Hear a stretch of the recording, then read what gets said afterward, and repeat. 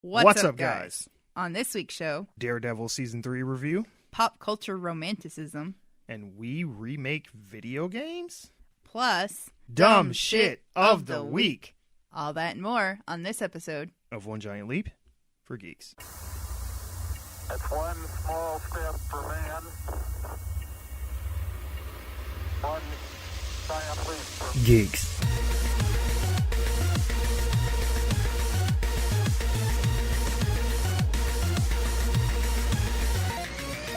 Welcome to another episode of OGLFG, where we talk about movies, video games, and all things in geek culture. I'm your host, Mike C. Squared. And with me are my co-hosts, Benoit. I voted before I brushed my teeth today. And DJ Melly Mel. Hey! Before we get into it this week, I wanted to just kind of shoot the shit with you real quick, find out how your week's been. Like anything exciting or relevant that people who listen to us would actually care about? Well, I wouldn't necessarily say exciting. I worked all week. Almost got a ticket coming here, so that was caught myself going 95 or 90 and a 55. Yeah, that's pretty exciting. You know you're telling on yourself to the whole internet right now, right? Yeah. Yeah. I have a lead foot. Sometimes it happens. Yeah, DJ Melly Mel is going to be I'm gonna get she should be now known as inmate number 3649273. I wouldn't make it in jail or prison. Yeah, no, me neither. I would end up being somebody's bitch real quick. I'm too soft spoken. They'll be like, "Yeah, you got a pretty mouth, boy." Like, I guess so. I don't know. you try to do an impression, they'd be like, "Yeah, let's see what else that mouth can do." Like, uh-huh. Oh God, yeah. What about you, Benoit? I was going to make a comment, but I'm biting my tongue now. Yeah, I broke the fourth wall. This is not recorded the same time that it's uploaded. Today is Tuesday, Election Day. I did vote in the midterms, and that's true. I actually woke up, put on my pants, and went right to the precinct to vote. I did not even brush my teeth beforehand.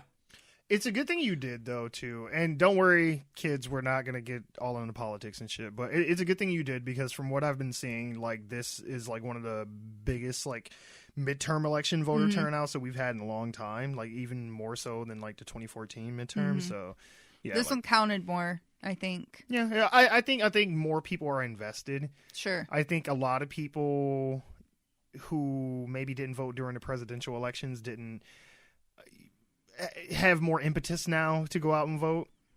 So yeah. So but that's good. That though. was me, though. It's like exercise your your right to have your voice heard and your vote counted and all that good stuff. So I honestly thought about voting in the election 2018 and I didn't. Well, you mean 16? Yeah, 16. Yeah. Yeah, 16. We're in 2018. Yep. I was gonna say. I was like, wait. Hey, I've been up since 6 o'clock this morning. Give me a break here. Sure. No. Sure. See, the problem is she's been driving so fast she didn't realize what time it was. Right, See? you went back. I in went time. warp speed. Yep, went warp speed. She hit 88. Right, exactly. Yep. Yep, that was it. It was like flaming tire Yep, tracks. And, yeah. Okay. That seems legit. Anyway, I was going to vote in 16 and I didn't for whatever reason. And now that the midterms were here, I'm really wishing that I would have. Oh, well, I think a lot of people are either on one side of the fence or the other on that. And I think everybody, regardless of what your political stance may be, right or left, I think a lot of people feel like they have to go, vote. Like the midterms are important. So, and they are important. They're kind of almost just as, if not even more important in the presidential elections. But sure. Anyway, that was your politic talk on One Giant Leap for Geeks for the week, I guess. But this week, it was a pretty slow news week, so I wanted to kind of do a little bit different stuff. We do have 2 stories, though, that I wanted to get out the way. The first one, it hurts my heart and my soul on levels that I don't think that I can really convey. But apparently Ridley Scott is making a Gladiator 2, and I don't know why. Okay, so let me give you the info dump. I'm getting this from ScreenRant.com. The face you're making at me. Yeah, as if everybody could see my face. No, I know you. Needs to be uploaded for You would have Instagram. thought that I grew a second head the way DJ Melly Mel looked at me. But I'm getting this from ScreenRant.com. They say Ridley Scott is developing Gladiator 2 with screenwriter Peter Craig with the intention of directing it himself. This isn't the time the filmmaker has made plans for a sequel to his Best Picture Oscar-winning Swords and Sandals epic either. Back in the 2000s, Scott and Nick Cave put together a Gladiator sequel script where Maximus, Russell Crowe, is resurrected following his own death in the fighting arena at the conclusion of the original movie. That would have made more sense.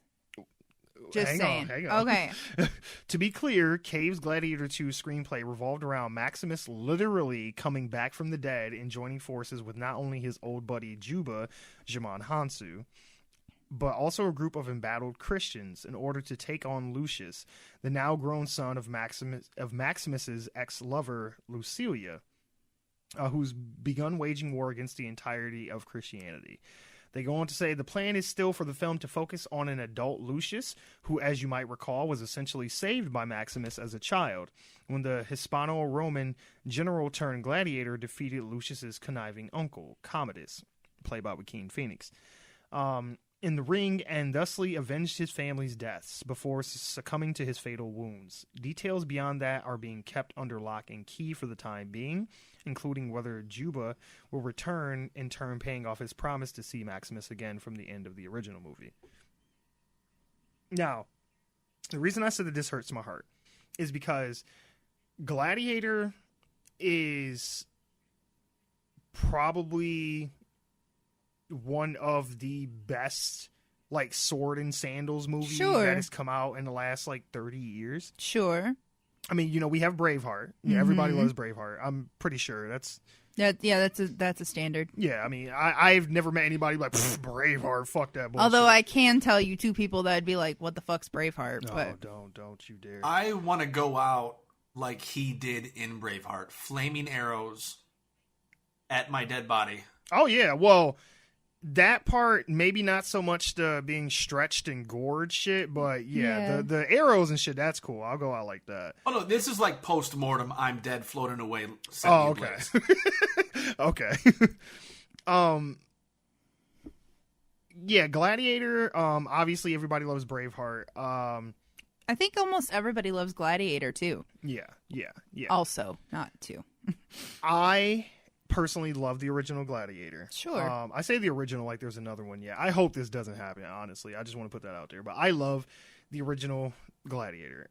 So much so to the point where that whole speech that he gives to Commodus when, he's like, surely you must have a name. He's like, oh, my name is Gladiator. And he's like, how dare you turn your back to me and whatever and blah, blah, blah. And then he has the whole speech where he's like, wow, what the fuck does he say? He goes, my name is Maximus Decius Meridius, leader of the armies of the North and commander of the Felix Legions, loyal servant to the true emperor, something, I forget his name, whoever, regardless of the point, he's like, father to a murdered son, husband to a murdered wife, and I will have my vengeance in this life or the next. And I was like, my dick is so hard right now. You have no idea. I'm like, yes, Russell Crowe, please, Jesus, just kill me. I'll just let you do it. I'll say one of them powerful speeches that gives you goosebumps. Oh yeah. That's right up there with the Independence Day speech. Yes. That shit was epic. Yes. Even though I don't remember there being that many in his speech. Yeah, that is true. That is true. But he was fatigued. Yeah. Right. He, as a character, I thought that what they did with him was really. They were able to have that strong man, but then still show that he had, feelings and he cared about stuff. I mean, he had strength, but he was still tenderhearted. Yeah, I feel he wasn't just a robot. Yeah, for sure. Yeah, he wasn't emotions. just Jake Badass. He wasn't this killing machine. He was a real person and had real struggles and really had to go through things. Mm-hmm. I feel like Kratos from the God of War series is kind of like a play off of Maximus from Gladiator. Sure. More angry, but still you can tell that he is a person and he cares about stuff and has feelings, and it's not just die, rah, right. rah.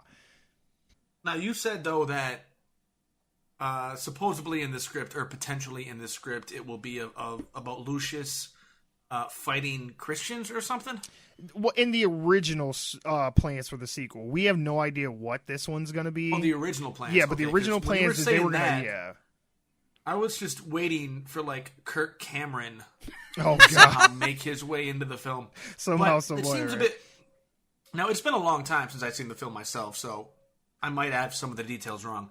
But Lucius was, like you mentioned, the son of his former lover. She was the like the princess, though. She was the emperor's daughter, right? Something. Yes. Yeah. Because that was his. Because sister, her brother was the one who. I kind of remember him like hitting on her, like. Oh yeah, he was trying to get all up in that shit. Yeah. Mm-hmm. And it I don't want to see any like them fight. Lucius fighting against Christians, he gets revived, very Christ-like. But no, fuck that shit. Yeah. None of that shit. Yeah. I don't want to see that. But it strikes me as odd that would be the route they would want to take, seeing as he actually helped the boy at the time. It just seems like a weird spin to what I think would happen. Yeah, because you would think that they would have some kind of bond because he, helped save him and shit. Or I don't know. I mean, maybe, absolute power corrupts absolutely. He gets to be the emperor. Now he's just an asshole just like his uncle was. So who knows? Maybe. But it seems weird because I remember at the end when he was given like his kind of dying speech how he wanted reform. And for like he wanted somebody to be put back into power, like a senator or something. Mm-hmm.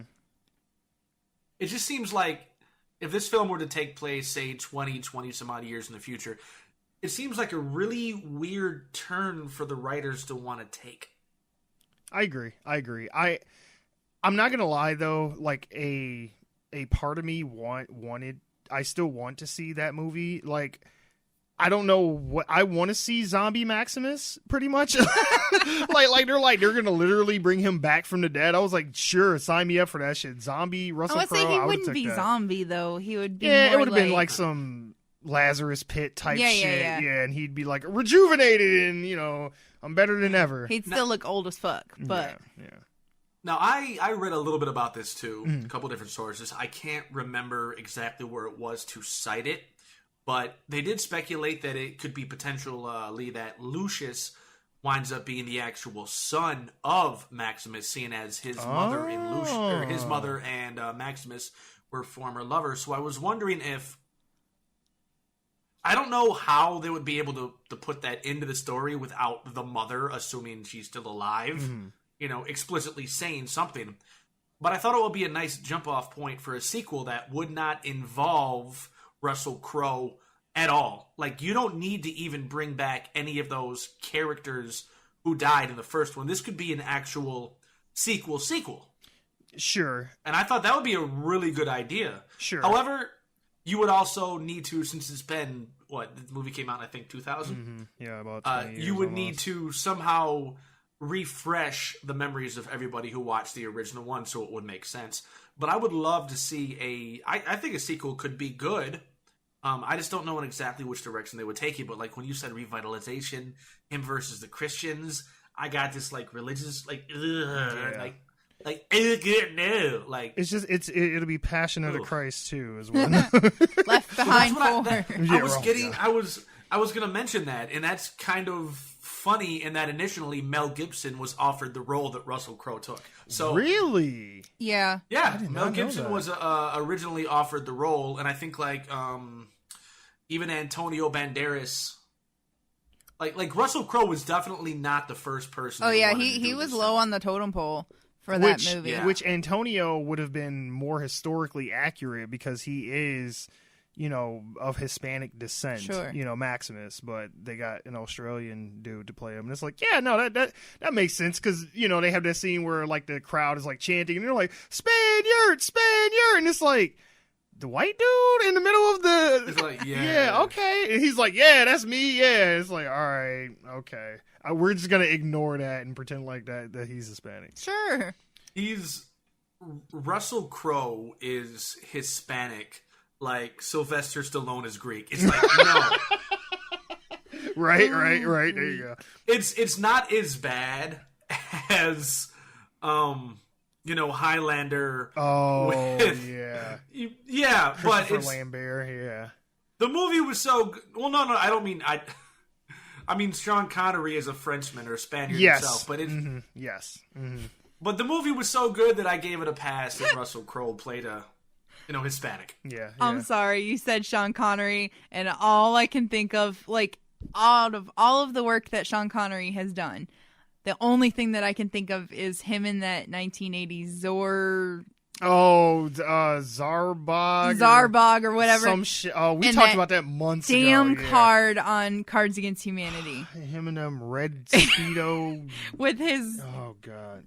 He's got a red Speedo on, and he's got a gun, and he's standing in the desert, and he's got a ponytail, and he's like... Looks like he's straddling something, but he's just standing in the grass, or in the sand, I mean. And he's got, like, 2 gun holster belts around him, and he's standing in a red Speedo. He looks like a sexy Deathstroke or some shit. Like, it's weird. The world is going to lose so much machismo when he dies. Oh, yeah, it's going to be a sad day. But anyway, I mean, this is... I just thought that was interesting when I came across this, and I was just like... Please don't do this. Asking for this? Yeah, I know, because I'm kind of like the polar opposite to Ben. Like, I feel like if you aren't telling the story of Maximus, then there's no more story to tell. Exactly. It's like, call it something else. Don't be like Gladiator, the legend continues. Like, no, you can't. No, because it's not even about the Colosseum anymore and the gladiatorial fights and shit. Right. So why are you even calling it Gladiator at that point? But anyway, well, I completely understand where you're coming from, but they would need some kind of... Well, then again, not necessarily. They could give it a different name, and it could be a sequel, just something that you don't know unless you know the time. I think the only reason that they would ever make it is because... It's got the Gladiator name. Right. It's just... Because kind of like how you talk about how like you don't like that they keep doing remakes, and the only reason they do them is because of name recognition, and that'll get people into theaters. Like, I would feel like, even if they had a good story, it would just feel cheap to me. Mm-hmm. It's like, just call it something else. Well, not to mention... Ben-Hur, too. Not to mention we're 20 years after the fact. Well, 18. Well, but still, even if this movie's 2 years out... Sure. Or a year and a half out... Yeah. That's a long chunk of time to be... making a sequel. Well, hey, the Halloween was 40 years after the original one, and we just saw that. Yeah, but it wasn't 40 years after the last sequel. Nah, that's fair. Well, as far as their continuity goes, those movies didn't happen, though. But anyway, that's besides the point. We're not talking about Halloween no more. We went down that road already. You brought it up. No. Anyway, all right, moving on.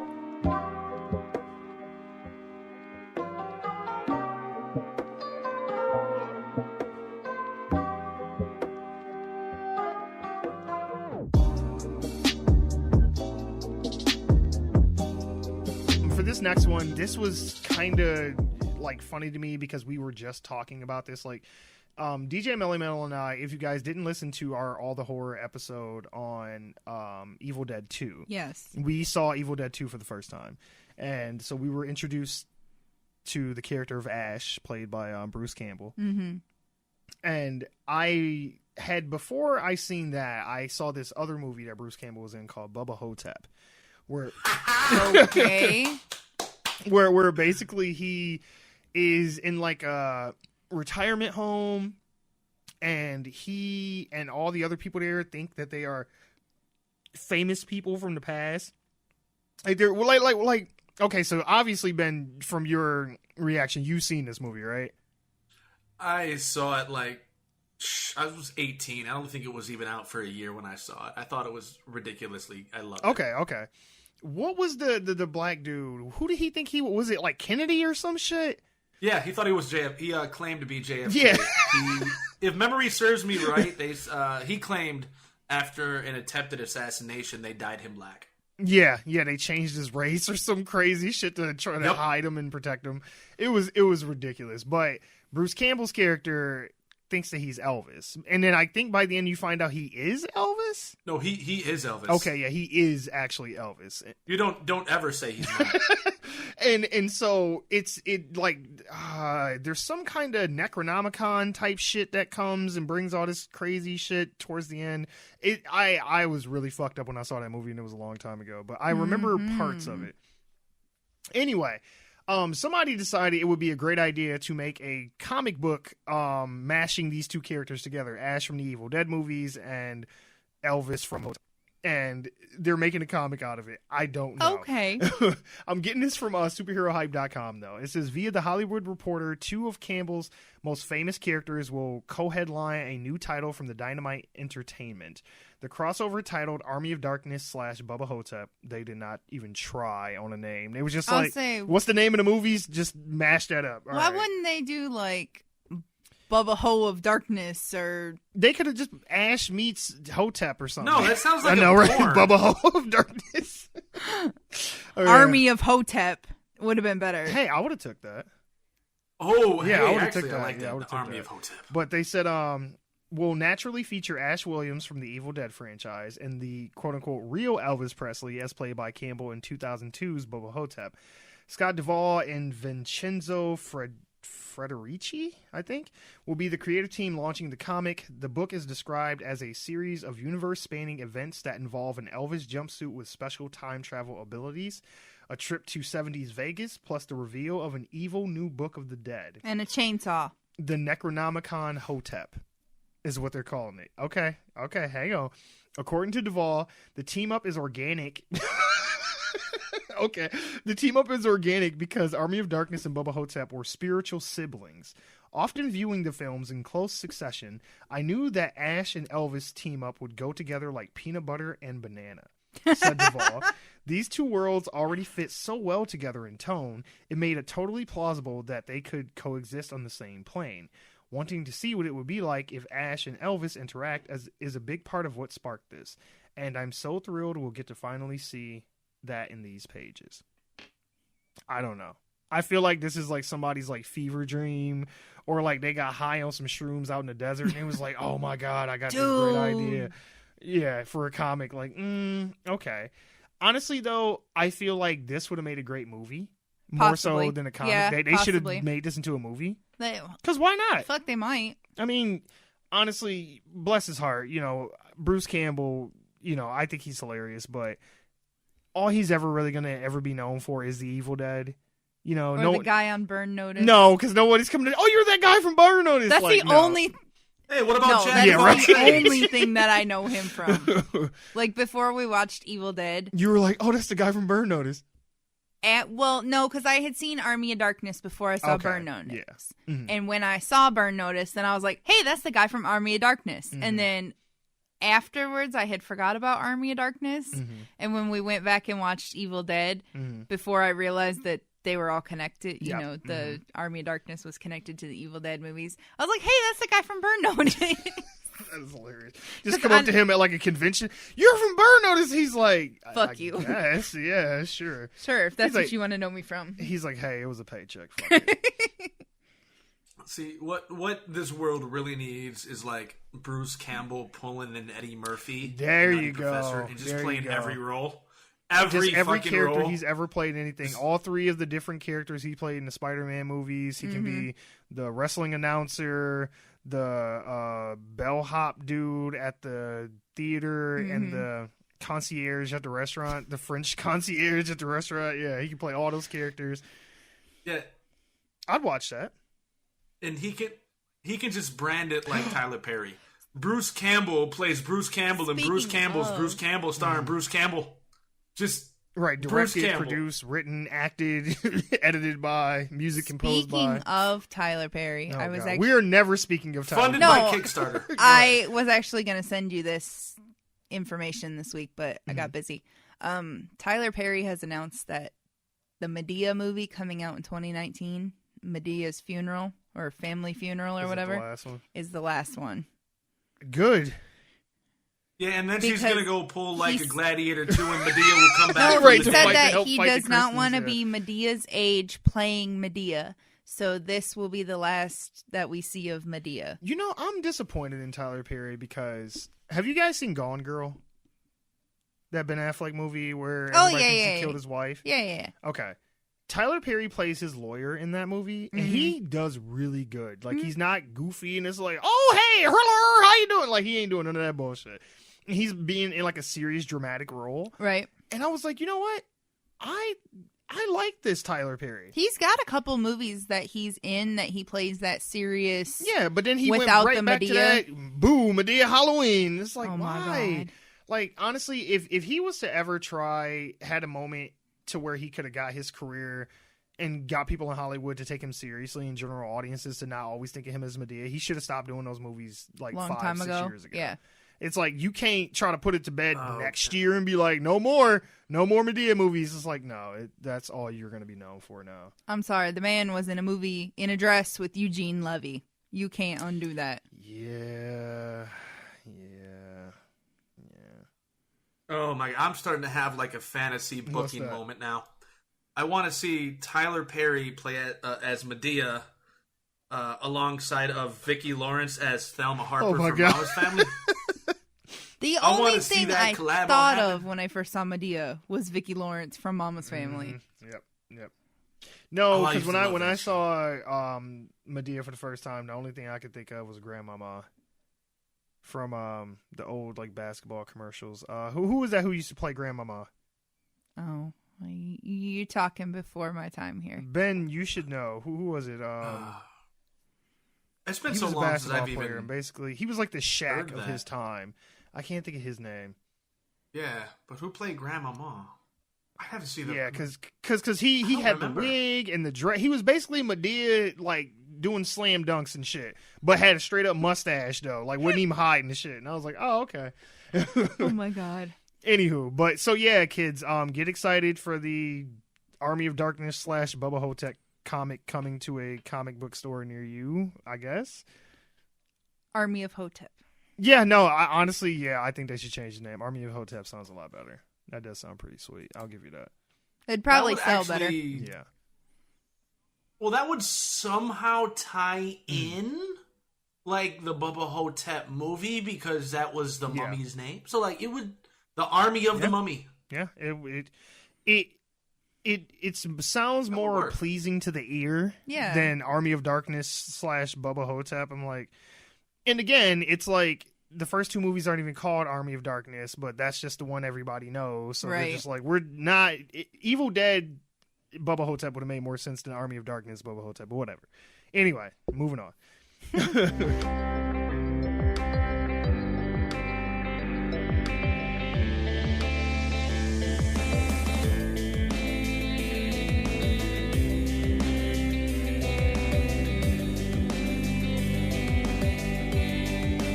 was going through Reddit, and I came across this old thread about pop culture romanticism. Okay. And they were talking about just like things that pop culture tries to make seem good that shouldn't be, looked at as good. So, for example, one of the examples that I had used to kind of help like get these guys going about where I was trying to go with this was a character who has some kind of mental illness and or disability, who the story comes out in such a way to where that character is good at said thing because they have said illness or disability.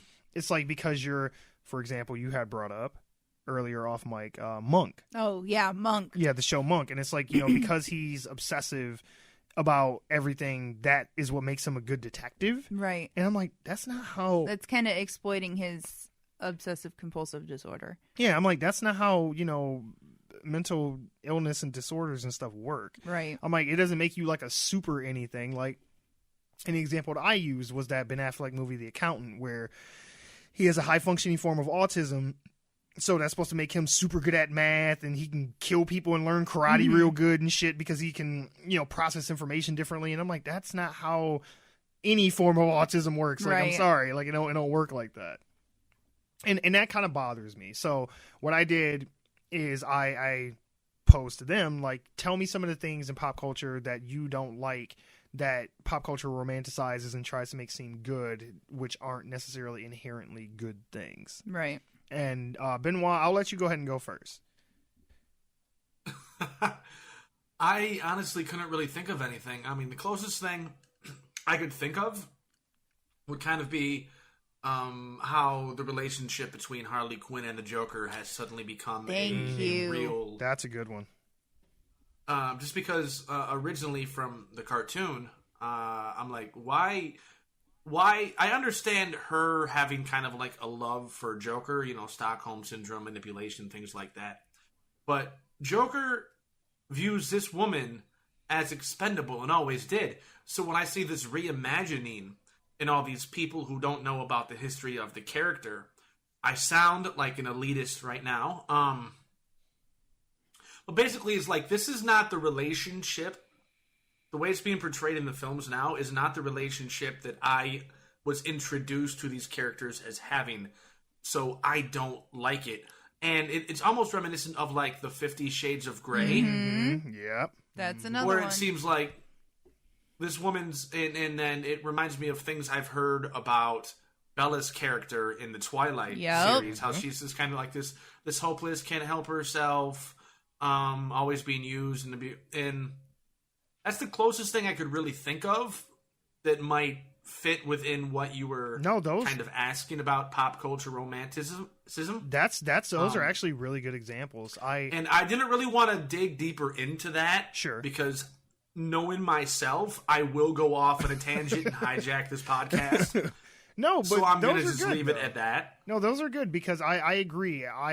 It bothers me when I see in any form of media where they try to make abusive relationships seem like that's cool. It's like, oh, pudding and stuff. And it's like, the whole point is Harley has basically Stockholm Syndrome.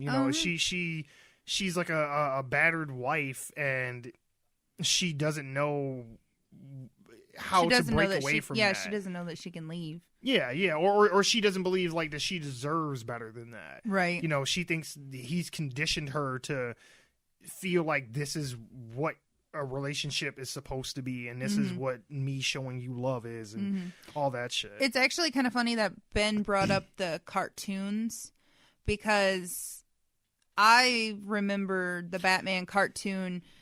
There are episodes where he has excuse me, kicked her from behind out a flight of stairs, and he has I remember one specifically because I was reading an article about it.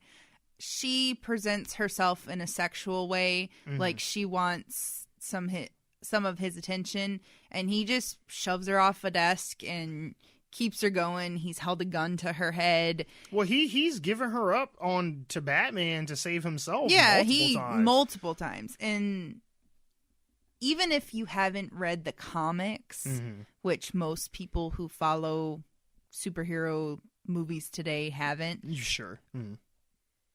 The cartoon was fairly recent, within the last 25 years. Sure. Because we used to watch it as kids. So you're talking 95, 97-ish. I'm not sure the exact dates on the comic or the cartoon, but that's the whole generation that's raising the generation that's, hey, let's, romanticize Harley Quinn and... It's funny because they got the wrong message from it, because the cartoon actually... It actually made me wonder how they put some of that on the cartoon in the first place. That's fair, but I feel like the cartoon portrayals of Joker and Harley's relationship, which is the original origin of that relationship, because for those that don't know, Harley Quinn was not a character in the comics. They created her for the animated series, and then she became a comic character, and now she's in movies and all that. But... the way they portrayed it was that it was an abusive relationship and it wasn't healthy. And Batman and multiple characters, even Poison Ivy, tells her, like, you need to leave him. Like, he's not good for you. So I feel like other iterations, especially Suicide Squad and shit like that, I feel like they've taken the wrong message from that. Yeah. And they've romanticized it in a bad way. I don't, it leaves a bad taste in my mouth. But okay. All right. Mel, go ahead. Well, my main one was Monk, but then I started thinking about afterwards, and basically any movie where they have a much, much older man who comes in and his love interest is a much, much, much younger woman. Sure. Practically a girl. Interview with the Vampire with Tom Cruise and Kirsten Dunst. She was like 13, and he was supposed to be... Sure. couple hundred years old. Sure, yeah. Mm-hmm. I mean, any form of that, and there is quite a few out there where they take this much, much older character and they make them fall in love with this barely legal. I have issues with that. I get your point. I would say in that movie's defense, though, is that it never seemed, at least to me, it never seemed like there was like a sexual like tension between them. It was like more like Brad Pitt's character wanted the family, and he was mad because he felt like Tom Cruise stole that from him when he turned him into a vampire. Well, yeah. So they kind of adopted this young girl, you know, and she's mad because she had her, you know, her womanhood stunted because she can never age, she can never develop and be a woman and, you know, have children of her own or be sexy or anything like that. There She's was always still gonna a be this sexual kid. component of it. To a degree, the yeah. whole vampirism thing. Yeah. That, I mean, in some studies, that's linked to sexual. Oh, yeah. The whole vampire lore and mythology is way intertwined and wrapped up in sex and all that kind of shit and, like, lustfulness. That was more of the way that I went with that, is that they actually put and turned her to a vampire instead of... Sure. And just in general, just in any form of media, yeah, that kind of bothers me too, is when it's like some 40-some-odd-year-old dude and he's like, you know, like a professor or something, and he's like banging his, you know, college, you know, student or something like that. Yeah. It's like, yes, she's an adult, but there's something predatory about that to me. Very much so. You know, because especially when you are in a position of power or influence over that person. I actually had saw a meme yesterday. I was on Facebook, and one of the groups that I'm in, you know, it's an adult only, 18 and plus, Sure, crazy, dirty jokes, whatever. I Butt think Plugs United is the name. no, it's called kidding, 18 and plus. But one of the memes kind of took it a little too far for me, almost to the point where I've tossed around the idea of leaving the group. Okay. It's a picture of a woman sitting in a hospital bed with a black eye and a broken arm. Oh, this is gonna be good. And it says, what do you call a woman who has, you know, landed herself in a hospital? And then the meme underneath of it said, a dumb bitch that can't make a sandwich and follow directions. Damn. And I kind of took a step back, and I was surprised that there weren't more comments on it. Damn. There was only 13 comments. Jeez. And, you know, some people were very against this meme, and some were very much supporting it. And I had to resist the urge to make a comment, because a lot of people had made the comment, oh, yeah, you know, domestic violence is now funny. That's great. Obviously, yeah. It just kind of rubbed me the wrong way. And if that's something that's a meme and that's funny and that's accepted, that is kind of what we're talking about here. That's pretty fucked romanticized. Up. Yeah. Like it's or okay. Or making light of it, yeah. Right. Like it's okay for guys to beat on their wives and girlfriends or whatever. Well, think back, and Benoit, help me out here. What is the name of that show where Family Guy basically spoofs it at the intro of every episode? All in the Family with the piano. Yes, All in the Family. Where that show, where the main character, it's implied that he's abusive to his wife. It is verbally, not physically. Yeah, right, verbally. Right. Yeah. Like mentally, verbally, sure, but not sure. necessarily physically. But I'm pretty sure it's implied that he's like a racist as well in the show. Yes, it is. Oh, yeah, he is. Yeah, and like He a is. bigot and shit like that. And yeah, I'm pretty sure homophobic too. Yeah. And like pretty much anything you could be negative, you know, he was. And yeah, and I get like the other characters were trying to show how he's wrong for being that way, but I still feel that they were kind of celebrating that kind of culture and mindset as well at the same time. So no. Actually, no, they weren't. That was Norman Lear trying to bring that to light to make people realize how absurd it really is, and that's what made it funny. That's why he always had the foil in Meathead or Rob Reiner. Sure. Oh, The Jeffersons was a spinoff of that show. Yeah. I don't know. maybe it's kind of like with the Harley thing, where I think people took the wrong message from it. Sure. Because maybe that was his intention. Yeah, what your intention was and what has come across is two totally different things. Yeah, because like, what's that?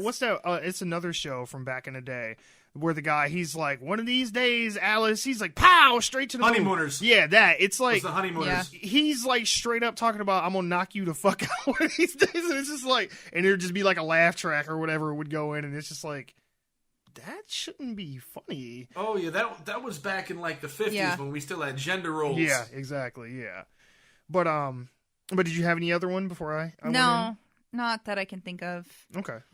I might have at 6 o'clock this morning, but well, to an extent, yeah.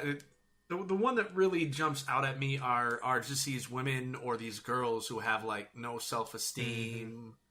Or are really catty, easily manipulated and abused by guys who take advantage of them, and how that gets romanticized is, oh, he really cares about...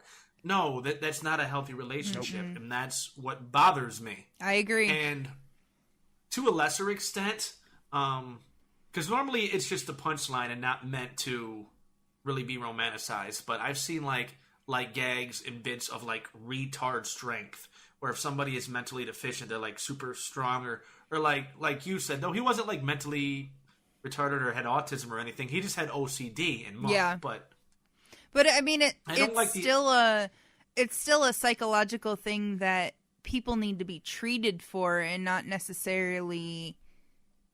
Yeah. Like the point should be, hey, this doesn't make you different from everyone else, not this makes you better, right? You know, than like normal people. Right, you're different, like, not better. Yeah, but... and I didn't want to go down this rabbit hole too much. So like the first thing mentally, I guess subconsciously this happened when I kind of thought about the topic. I instantly jumped to like the positive side of the spectrum. I don't want to go off the rails too long, but do you guys have any remembrance of a show called Life Goes On? No. No, not familiar. It went from like 89, like a few years into the early 90s. It started a family, the Thatcher family, but one of the main characters, his name was Corky, played by Chris Burke. Corky was an autistic kid. He was mentally handicapped, but he was high functioning, so he could actually go to high school and do things. It was a really good drama that used to come on Sunday nights. I would watch that. I think it came on like, if we're all in the same area, so I mean like all our TV shows would be on at the same time. Sure. I believe it came on Sunday nights on ABC, like right, I think after, either before or after like America's Funniest Videos and stuff. All I know is I used to watch that every Sunday when I was a kid, and I love that show. And it really actually presented, I don't know the PC term, so mentally handicapped, retarded, autistic, whatever you want to say. It presented those sorts of people in a really good light. Because this kid was an autistic actor who played a kid like himself. So it was a really good show. And I don't think it's even airs anymore on cable. If it does, or if you happen to like be able to catch like a DVD of it, I highly recommend you watch the show, because it was a really good show first time. Okay. As far as mine... I had more time to think about this than you guys, so I had a bunch, but I'm not gonna go into super big detail. Just kind of give you the highlights.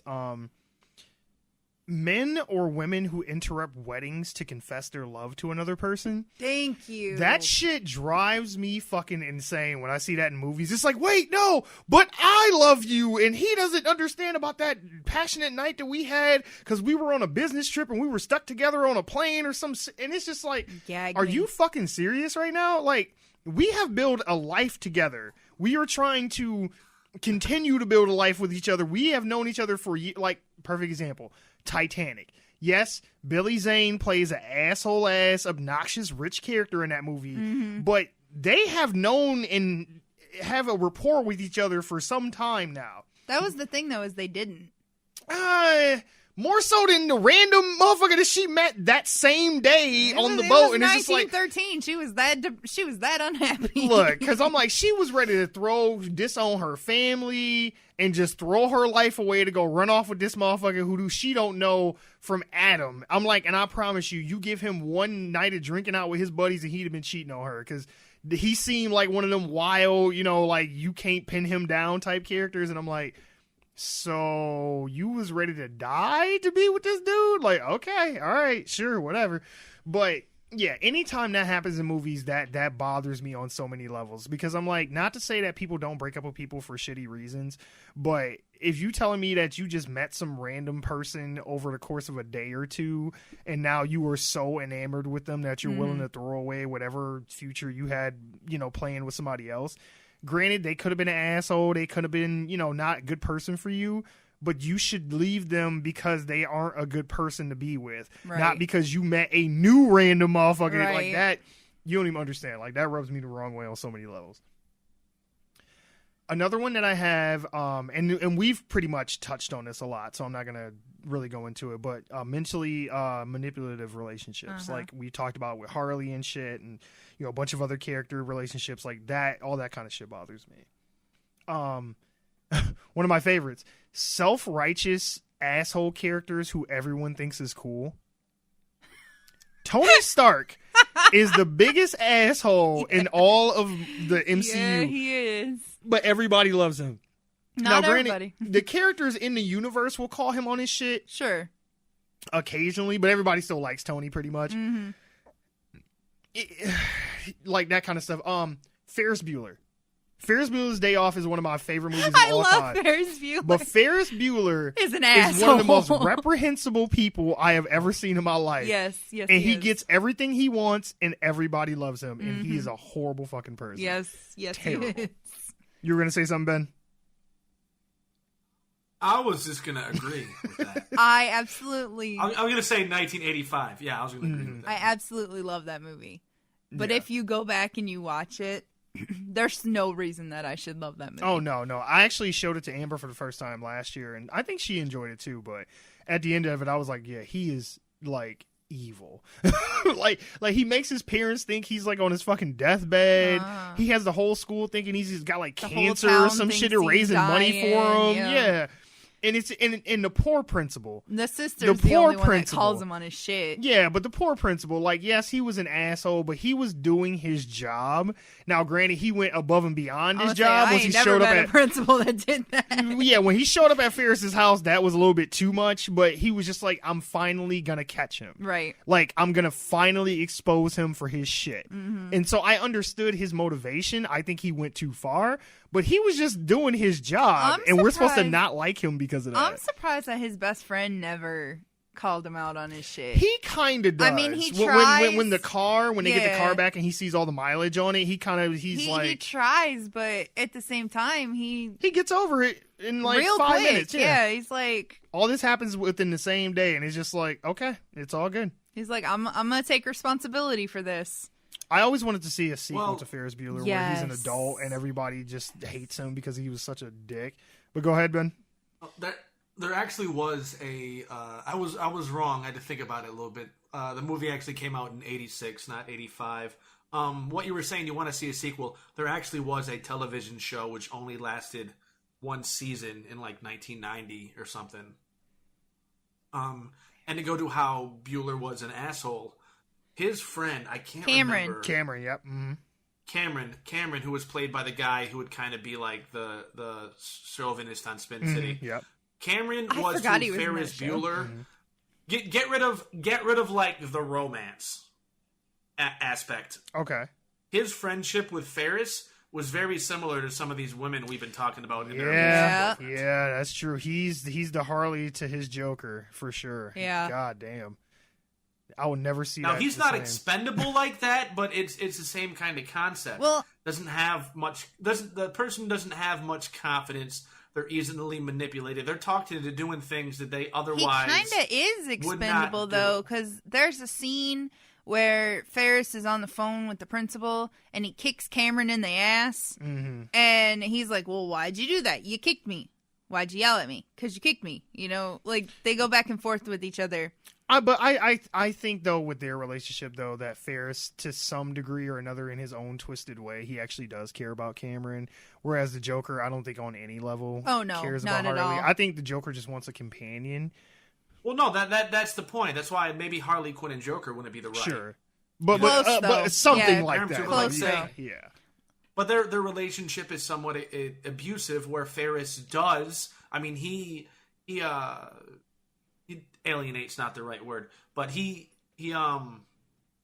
took advantage of his friend to use his friend's father's car. Mm-hmm. Yeah. Yeah, when he exploited him is what he exploited his friend and for his own personal benefit, and he claimed that it would help Cameron too. But Cameron saw like a much bigger risk than reward. Unfortunately, because like you said, everything always works out for Ferris. We got the happy ending, but in all reality, we don't know what happened because those mileage never got turned around. Fuck the mileage, got the car shit kicked out of him. Yeah, shit, fuck the mileage. He kicked the car out of a fucking That's why window. we don't have a sequel. There is no Cameron. Right. Oh, I know, but I'm just saying, we knew at the end of the day he was gonna get caught. Oh yeah, yeah, and they try to play it like it's this moment, like Cameron's finally gonna stand up for himself. He's like, no, I want him to see it. I'm glad, and then he's gonna have to, I'm just gonna have to deal with it. And he's gonna have to just look me in the eye, and we're gonna have to this, that, and the other. And we're gonna have a chat. You would have never had this scenario if it wasn't for Ferris. Like, right. Don't try to turn this into like, oh, it's something positive to bring Cameron out of his shell and make him more of a well-rounded person. You fucked up a Ferrari and the side of a garage. Yeah, no, fuck all that noise. This is why we do not have Ferris Bueller Part 2. I'm telling you. Right. Cameron father shot both of them. Right. Yeah. Yep. But my last thing that I hate that pop culture romanticizes, and this is probably because my girlfriend watches a lot of Grey's Anatomy. So I've seen a lot of this show, but I've seen shows like ER or any like kind of fire and rescue show, anything like that. Public health and safety type shows, especially ones like Grey's Anatomy, where they break the rules, but everything still works out. Mm-hmm. It's like... Yeah, there's never any repercussions for... They will like Ross outright... and Carol in the fucking closet. Yeah, like they will outright like confront families, parents, and yell at them about how bad parents they are. And it's like, well, your child has this, that, and the other, and blah, blah, blah, and you just treating them like shit. And it's like, you would have lost your job.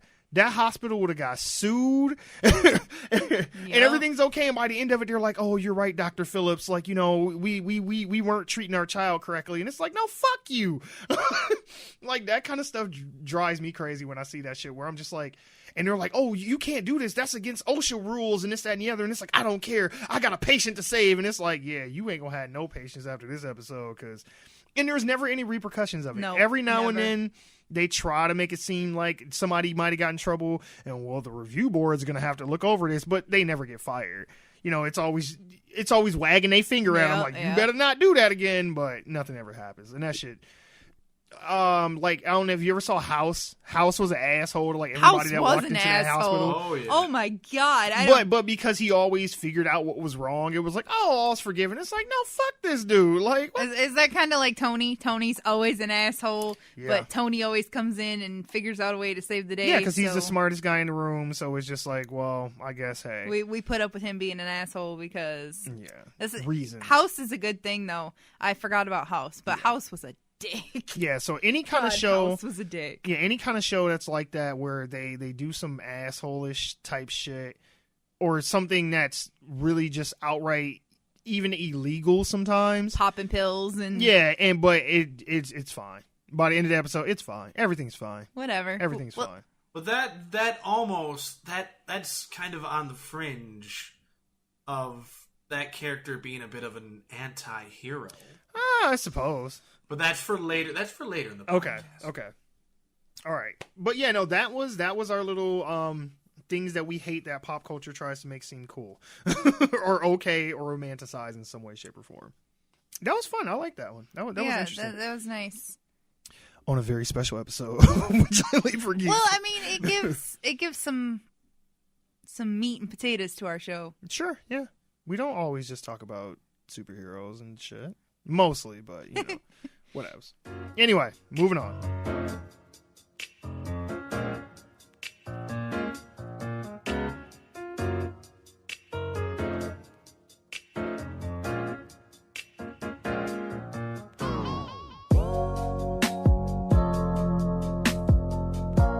All right, kids. So we are doing another Ask Us Anything. Okay. I do not have any fun game show music for this one. There's no "it's that time again." Like there's nothing like that for this one. So sorry if it's anticlimactic. Survey says. Yeah, sorry guys. Hey, I kind of like that though. What survey says? Yeah. Like you could put the little game show music in like you always do and be like, "Ask us anything." No? Okay. I'm alone. I'm alone on this. Let's just keep going. She's like, all right, fuck you. All right, moving on. Never mind. No. I like where your head is. I'll give you that. I like where your head is. I don't know. I mean, like I said, I figured it doesn't always have to be like a big grandstanding song and dance, though I do enjoy doing it. You have no idea. I know. I see the joy in your face. But this week, we got like a few interesting range of questions. The first one is going to be hard as shit because I did not have enough time to sit down and think about it. So you guys might have better answers than me. But the first one comes from the IMDb Journey podcast. You can find them on Twitter at IMDb, Jesus, Internet Movie Database. IMDb Journey. They said favorite year in movies. So I'm gonna let you go first, Mel. Gee, thanks. You were already I know. signed, I was so I already figured you going. were primed and ready to go. Okay. What year did we get like fuck? Benoit, are you ready? No. What year did we get fuck? We did not get that. No. Yeah. Actually, I thought this was going to be a difficult question. But then I kind of thought back to like a few movies I really liked and what year they came out. And then I did a little bit of digging. And it turns out that a lot of movies that I really love came out in the year 1992. Really? Okay. Okay. It was a great year for films. Let me drop a few for you here. Okay. Now, mind you, a number of these are obviously nostalgic for me, but it's not like I like them purely because of nostalgic value. They're actually good films. Let's start with the original Mighty Ducks. Ooh, Yes. Okay. Buffy the Vampire Slayer. Yes. Okay. A Few Good Men. Yes. You can't handle the truth. That's a good one. All right. Wayne's World. Yes. Yes. Okay. And I will... Oh, wait, no, we're going to get copyrighted for that. The Bodyguard. Okay. Oh, that's what you My were trying Cousin to sing? Vinny. Mm-hmm. I'm not as good as Whitney, rest in peace. Right. I got you. Captain Ron. Okay. Never heard of that one. What? Never mind. Anyway. Boomerang. Oh, yes. Eddie Murphy classic. Robin Givens, yep. Yes. White Men Can't Jump. Yes. Another good Yes. one. Mm-hmm. Okay, we're gonna hit you up with some of the kid ones. Oh, before we do the kid ones, what about Juice? Yes. Remember that with Tupac? You got the juice now. Never. What about Bebe's Kids? Never seen either one of them. Damn, Either. yeah, that is a good year. This is I 92? know, right? Cool World. Yeah. Damn. 92. Oh, Now, God. okay, now we're gonna get into. I think I had now my we're gonna get first into some of the boner kid in ones. 92 because who is that? Who plays a chick in Cool World? It's she plays Eminem's mom in 8 Mile. Kim Basinger. Yeah, Kim Basinger as the cartoon chick in Cool World. Oh God. Okay. Anyway. All right, now I was Mr. Baseball. one. I love Mr. Baseball. That's a really good film. Okay. I don't think the critics really loved it, but I think it's fucking great. But now we're gonna get into some of the ones that might really hit you in the kidness, the kid feels. All right. We're gonna start off with. This might not hit for you. You may not have never seen it. It's probably one of my top 10 favorite films of all time, even though it's not that good critically. Ladybugs. Never heard of it. Rodney Dangerfield has the coach girls soccer team. Oh! Yeah. I still remember going to the Yeah, that's a good one. the Saginaw 8, not before it was even the Dollar Quad, the Saginaw 8 to go see that. Encino Man. Yes. All right. Three Ninjas. Yes. These are pretty Home good. Alone 2. These Nah. are really good. Nah, yeah. I like the second one more than the first one, actually, surprisingly. I don't like any of them. We got a couple more cartoons too here. Fern Gully. Yes. All right. Well, this one's not a cartoon. A League of Their Own. Yes. Tom Hanks. And the biggest film, which is something that we discussed a couple of weeks ago. Aladdin. Yes. There you go. Nice. So, and those aren't even all the films that came out that I liked. They're just a big list of them. And I knew some of these came out in 92. I didn't realize they all did. So, like, I actually got excited. 92 was a good year. Shit. I need to buy some wine from that good year. year. Yeah. All right, Mel. I see you over there scrolling. Did you find the year yet? Because if not, I'm ready. No, I got this. Okay, all right. 97. Oh, okay, 97. All right, hit me. We had Titanic. Okay.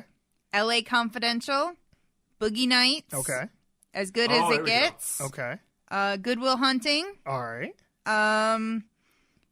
Gattaca. Not that anybody's ever seen that but me. But, I've seen it. Okay. Welcome to Gattaca. Face Off. Oh, yeah. Face Off? Face Off. Off. John Travolta. Nicolas Cage. Mm-hmm. Nicolas Cage. Yes. The Bees! We had Men in Black. That's a different film. First one. Okay. The Fifth Element. Good one. Yes. Starship Lilu Troopers. Multipass. Okay, Yep, sorry. yep. Got you. Starship See? Troopers? Yep, Starship Troopers. Okay. Austin Powers, the first one. Okay. International Man of Mystery. All right. Yeah. The second Jurassic Park, so The Lost World. Yeah. Con Air. Okay. All right. Okay. My Best Friend's Wedding Okay. with Julia Roberts. That's a good rom-com. Devil's Advocate. Yes, I love that movie. Keanu Reeves and Al Pacino. Yes. Mm-hmm. Anaconda. Ooh, Ice Cube and Jennifer Lopez. Ice Cube, be up in J-Lo. Scream 2 came out that year. Okay. We had Anastasia. Mm-hmm. I Know What You Did Last Summer. Okay. Tomorrow Never Dies, for those James Bond fans. 007, Yep. yeah. Liar Liar. Ooh. Eh. Oh, I love Liar Liar. The pen is blue. The Breakdown. G.I. Jane. Okay. The ever popular Howard Stern's Private Parts. That's actually a good movie. I got the album. That's actually I a got good the movie. album. Some kid-friendly ones. We had Anastasia and Hercules come out that year. Okay. And I'm going to get a lot of shit for this. A lot of shit. But I don't care. Batman and Robin.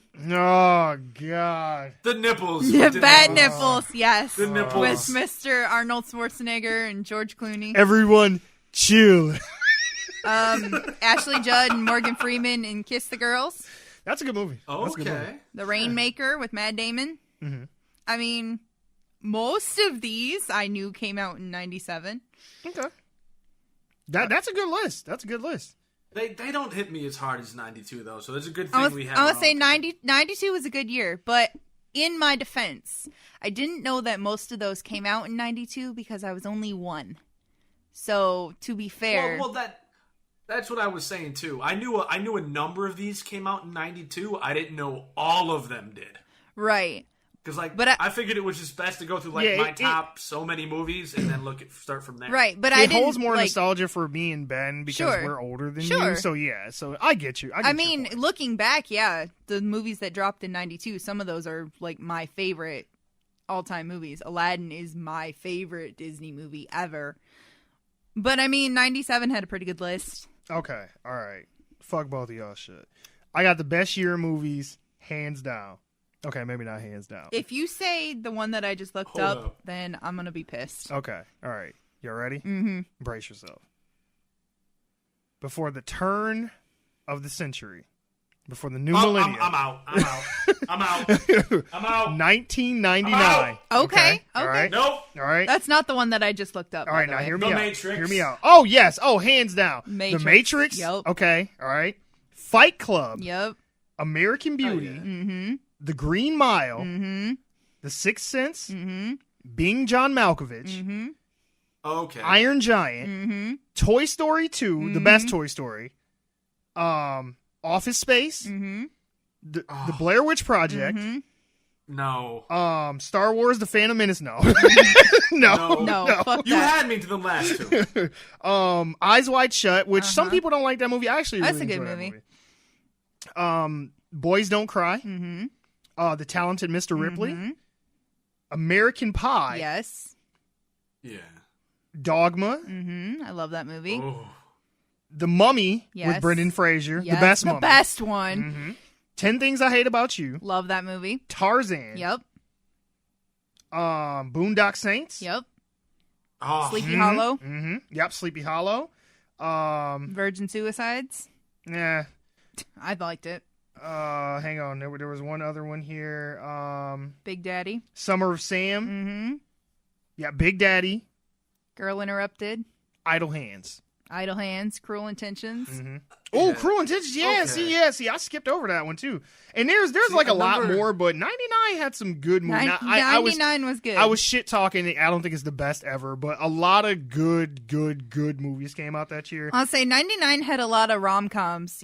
Varsity Blues, Never Been Kissed, She's All shit. I That. was to say those were a lot of a teenage. You could tell, what the films were really aiming Sure, at sure. demographic-wise back Deep then. Blue Sea come out that year. Deepest, bluest. My hat is like a shark fin.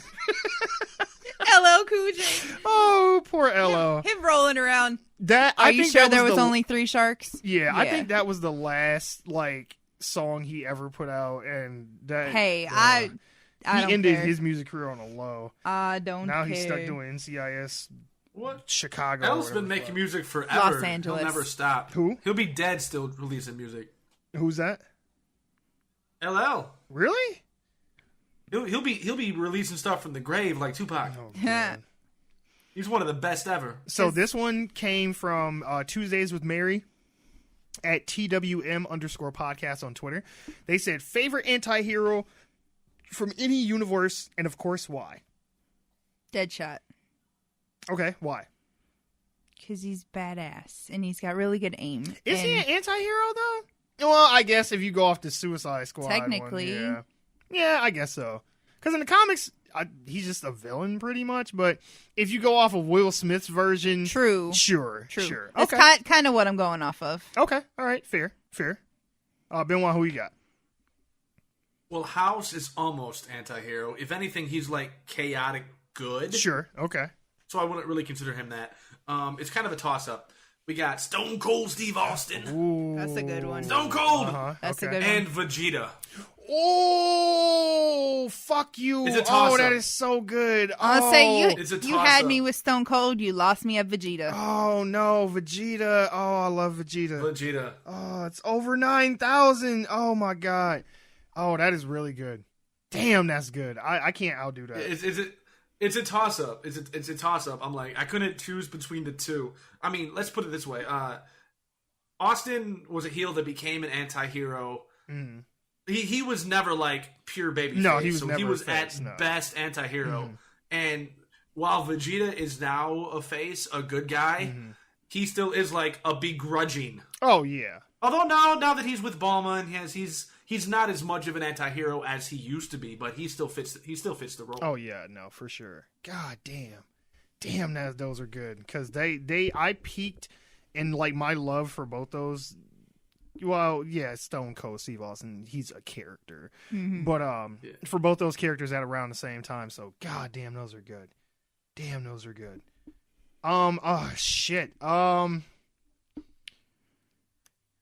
I can't even think of one now. I guess, and I mean, this is gonna be a cop-out answer just for recentness and all that, but Deadpool.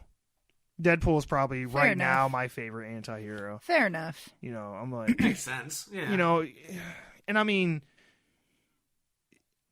I like honestly, Deadpool. Yeah, I mean, that's honestly, fair. it's just because he's funny. I mean, because I don't really, Yeah. he hasn't ever done anything where it's like, oh, that was so cool, or he had this cool turn, he's a mercenary, so he's never really been a good guy, but he tries to do good things from time to time, Right. when it benefits him usually, Right.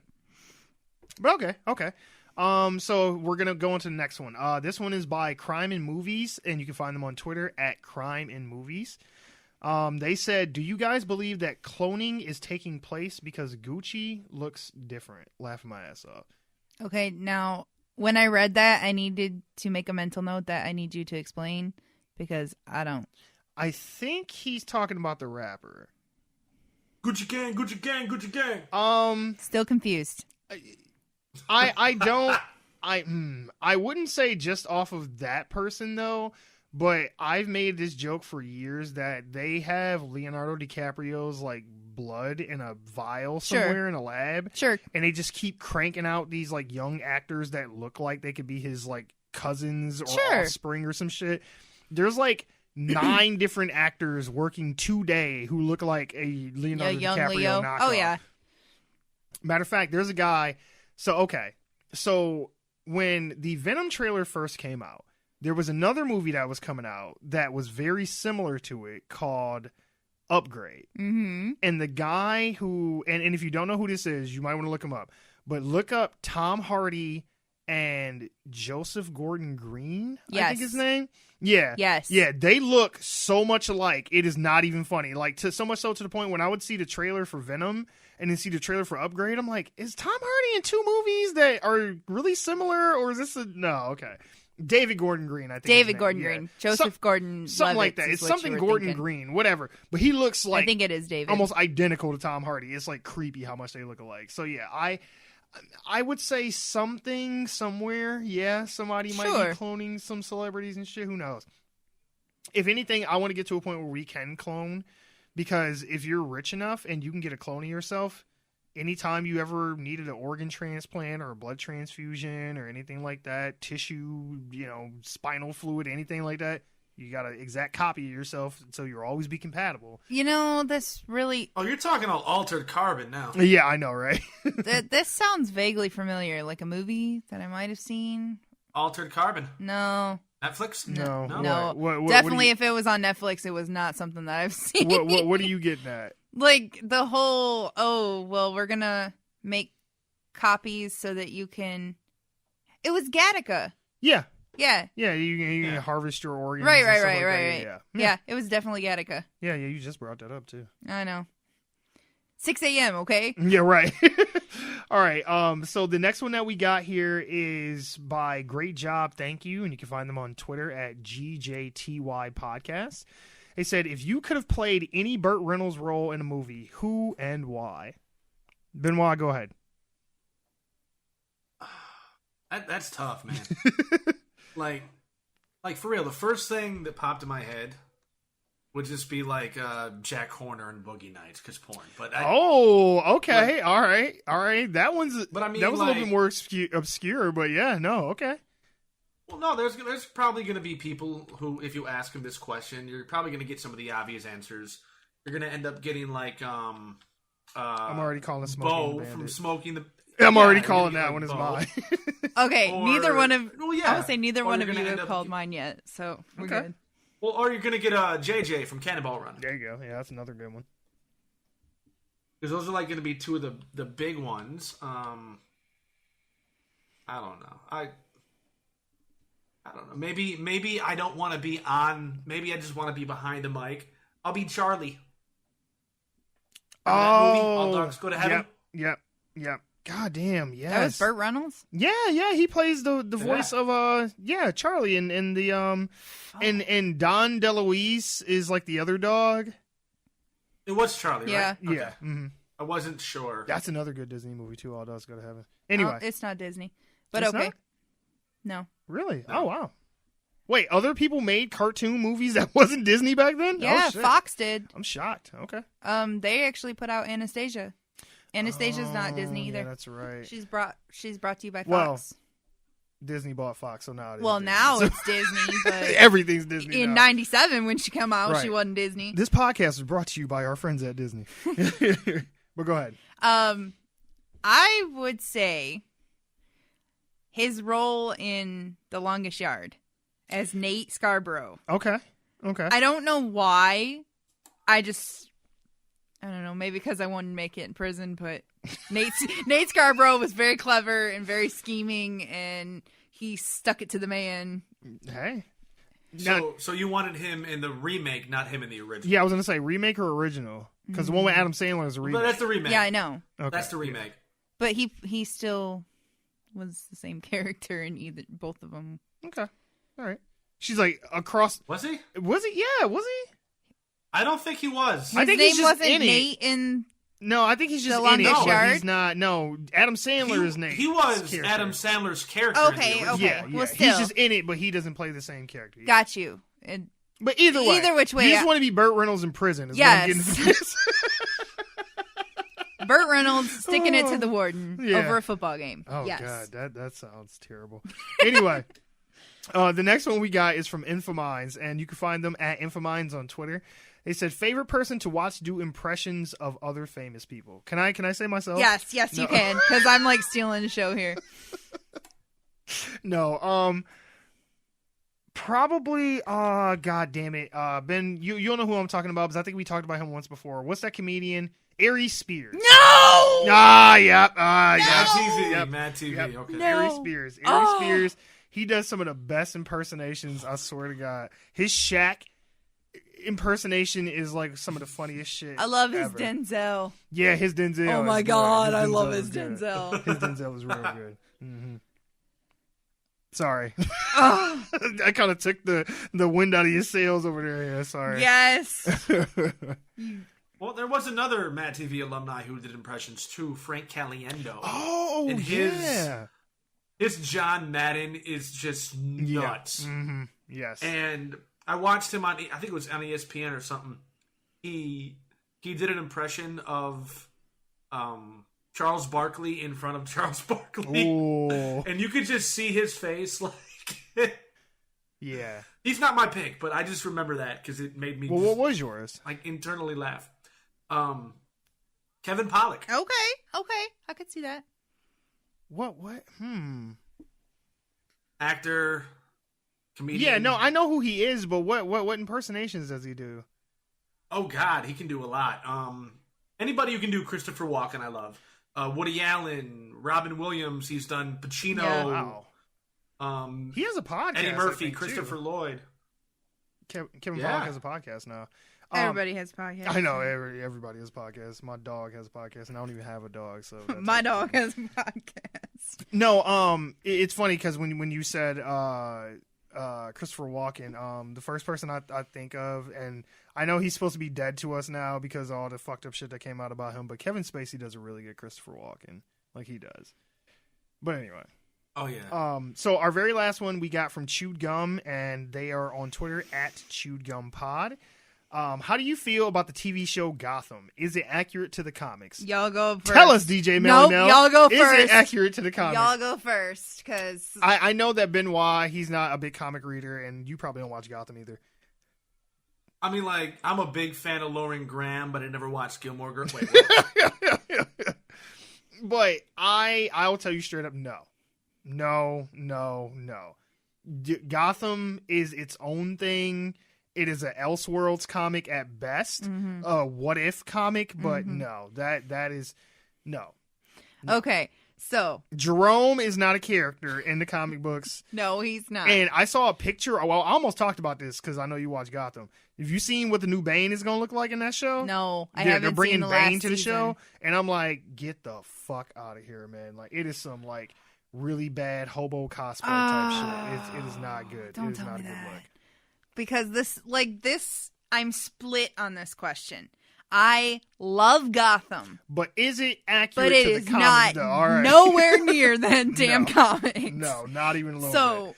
I don't know what Seamus was trying to provoke with this question here, but I'm splitting the baby in half on this one. I absolutely love Gotham, love Jerome, love what they've done with it. It is not at all based on a comic, Nope. not even close. Not even a little bit. Not even. No. Nope, not even a little bit. Pennyworth is more based off of a comic than fucking Right. Gotham. The It movie is more accurate to the book than that is. Yes. Yeah. No. Saying Aren't that. they calling the Alfred Pennyworth series Pennyworth? Yes. It's just Pennyworth. That's gonna cause confusion. Yeah. They're gonna be like, oh, they're making an It show. That's gonna be No. great. No, it's like, no, not the dancing clown. Oh, whoops. Yeah. Batman's butler. Like, really? Wait, what? Like, y'all paying money to make this? Okay. But no, that's everything that we got for Ask Us Anything this week. Thank you again to everyone who submitted. These were really fun. We may do one again next week if we don't come up with a specific subject for, dumb shit of the week. Sure. We may do another one of these because these are fun because I don't know what to expect. Right. Right, and they're completely unscripted. Yeah. So, well, as most of our show is. I mean, Dumb Shit of the Week is as well, but we kind of go into it knowing like a general idea of what's going to be brought up. These are like bam in your face. Yeah. Because the three of us have a very interesting dynamic. Oh, yeah. And especially with there being a little bit of an age gap between each one of us. Sure. It kind of, like the movie lists, 92, 97... 98, whatever. 99. I'm sorry, 99. Get it right. Anyway, it's. I agree with you. I think it's cool and it's fun and. Agreed. Yeah. I'm good with that. All right. Anyway, thanks again, guys, for doing this. If even if we're not doing a scheduled Ask Us Anything, if you ever want to ask us anything, you can go ahead and send us any of your questions on Twitter. We're at GiantLeap, the number 4 Geeks, or if you just want to email it to us directly, it is official OGLFG@gmail.com. All right, moving on.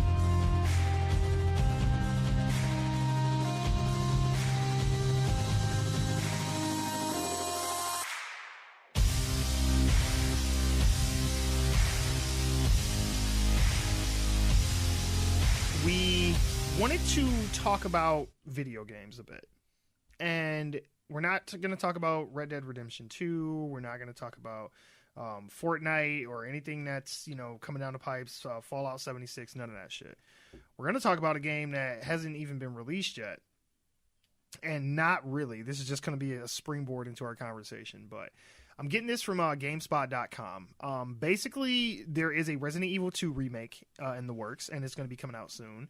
And it says the Resident Evil 2 remake is coming on January 25th, 2019 for PS4, Xbox One, and PC.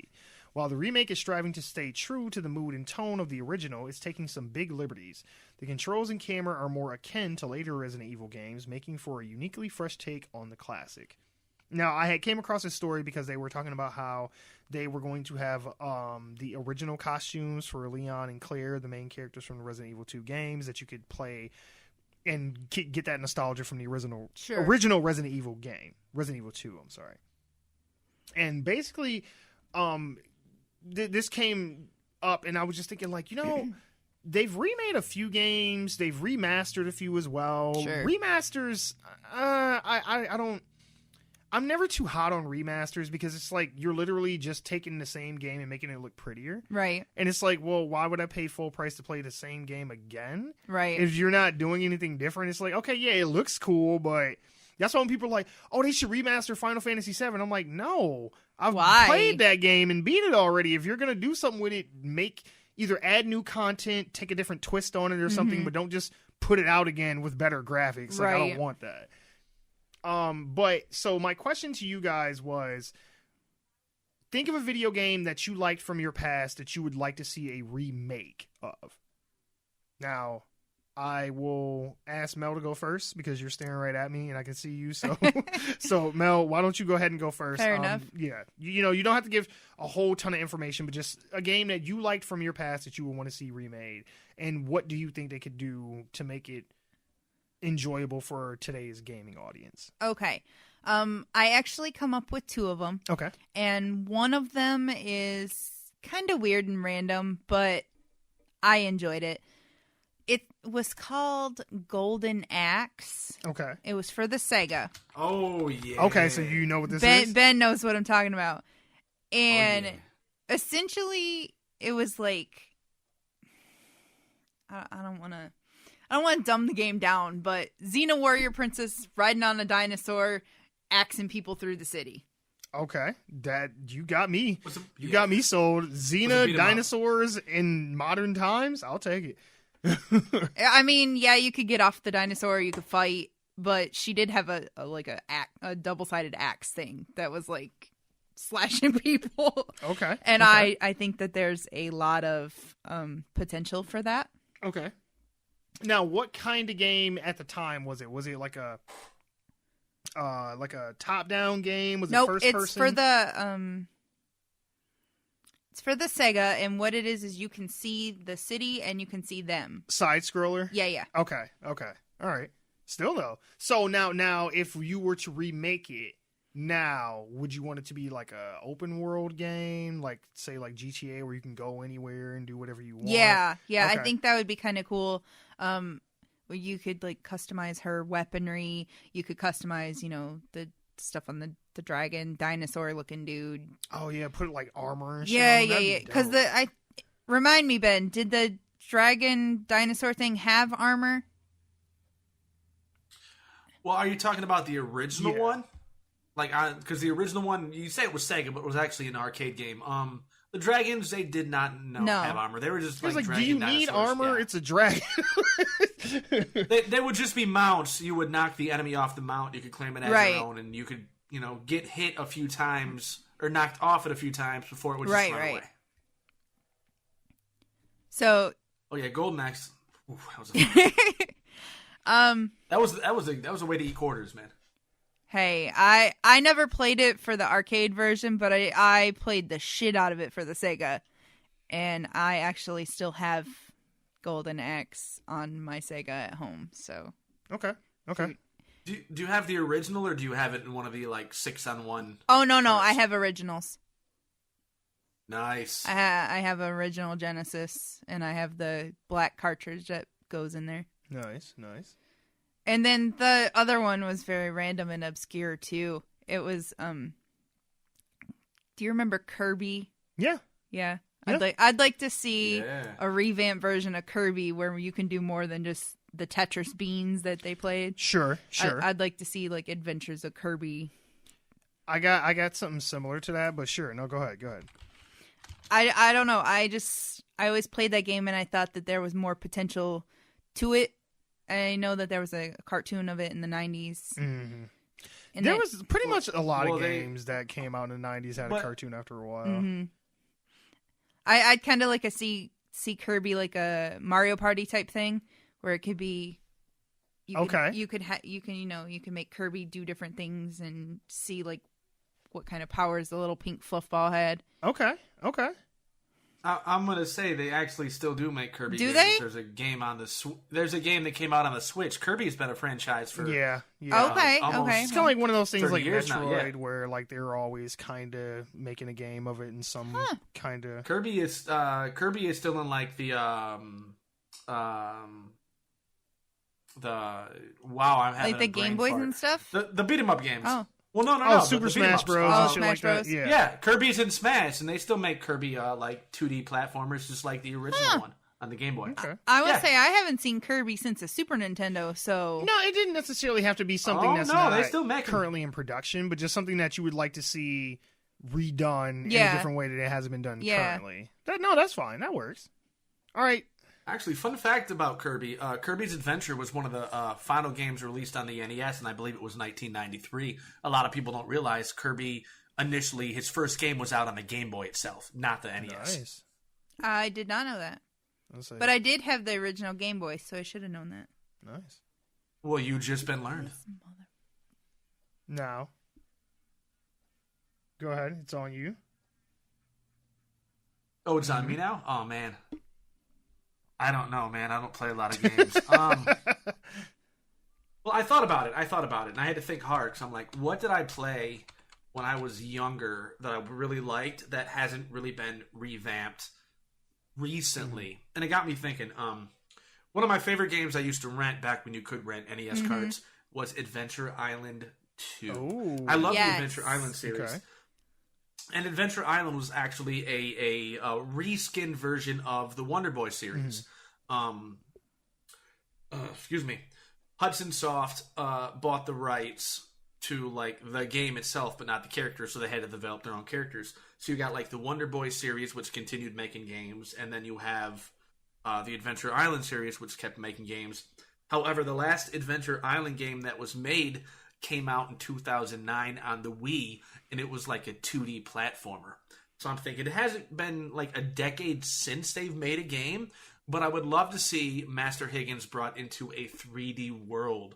Like put that on the Switch like you have, Mario 3D, and why not take that series and just develop that into a 3D platformer? They've done it with Sonic.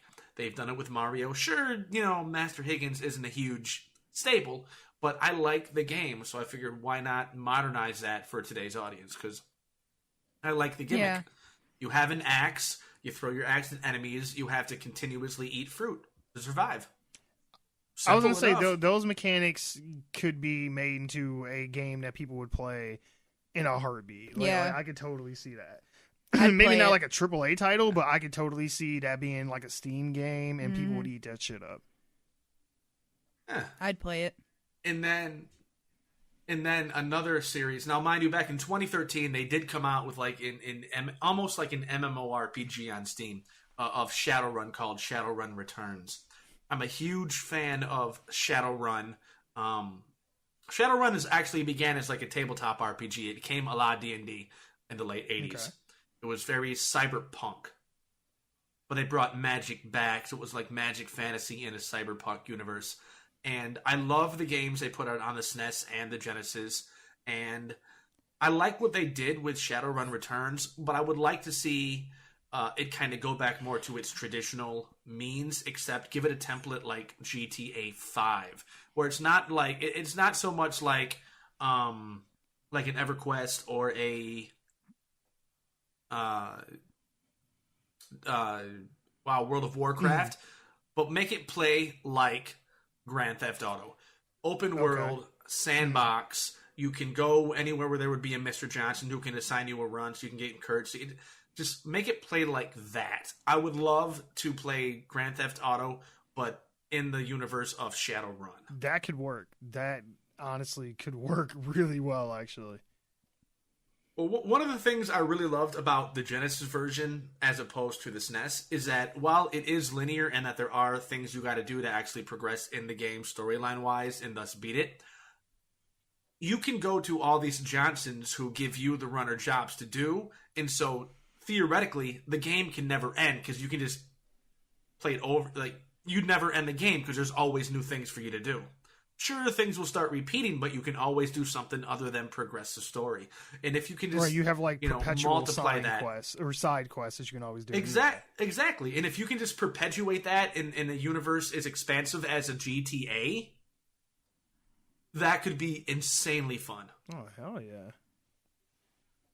And then you can take that online and do runs in a team. I was just thinking that, and then do multiplayer. Yep. Mm-hmm. Yeah. As opposed to like an MMORPG, click and type thing. Let it play like an actual console gamer would play with a controller. Yep. Okay. Now, did you have another one, or was that it? No, that was it, and now I'm gonna dream about right. Like go get a GoFundMe started. Like, please make this.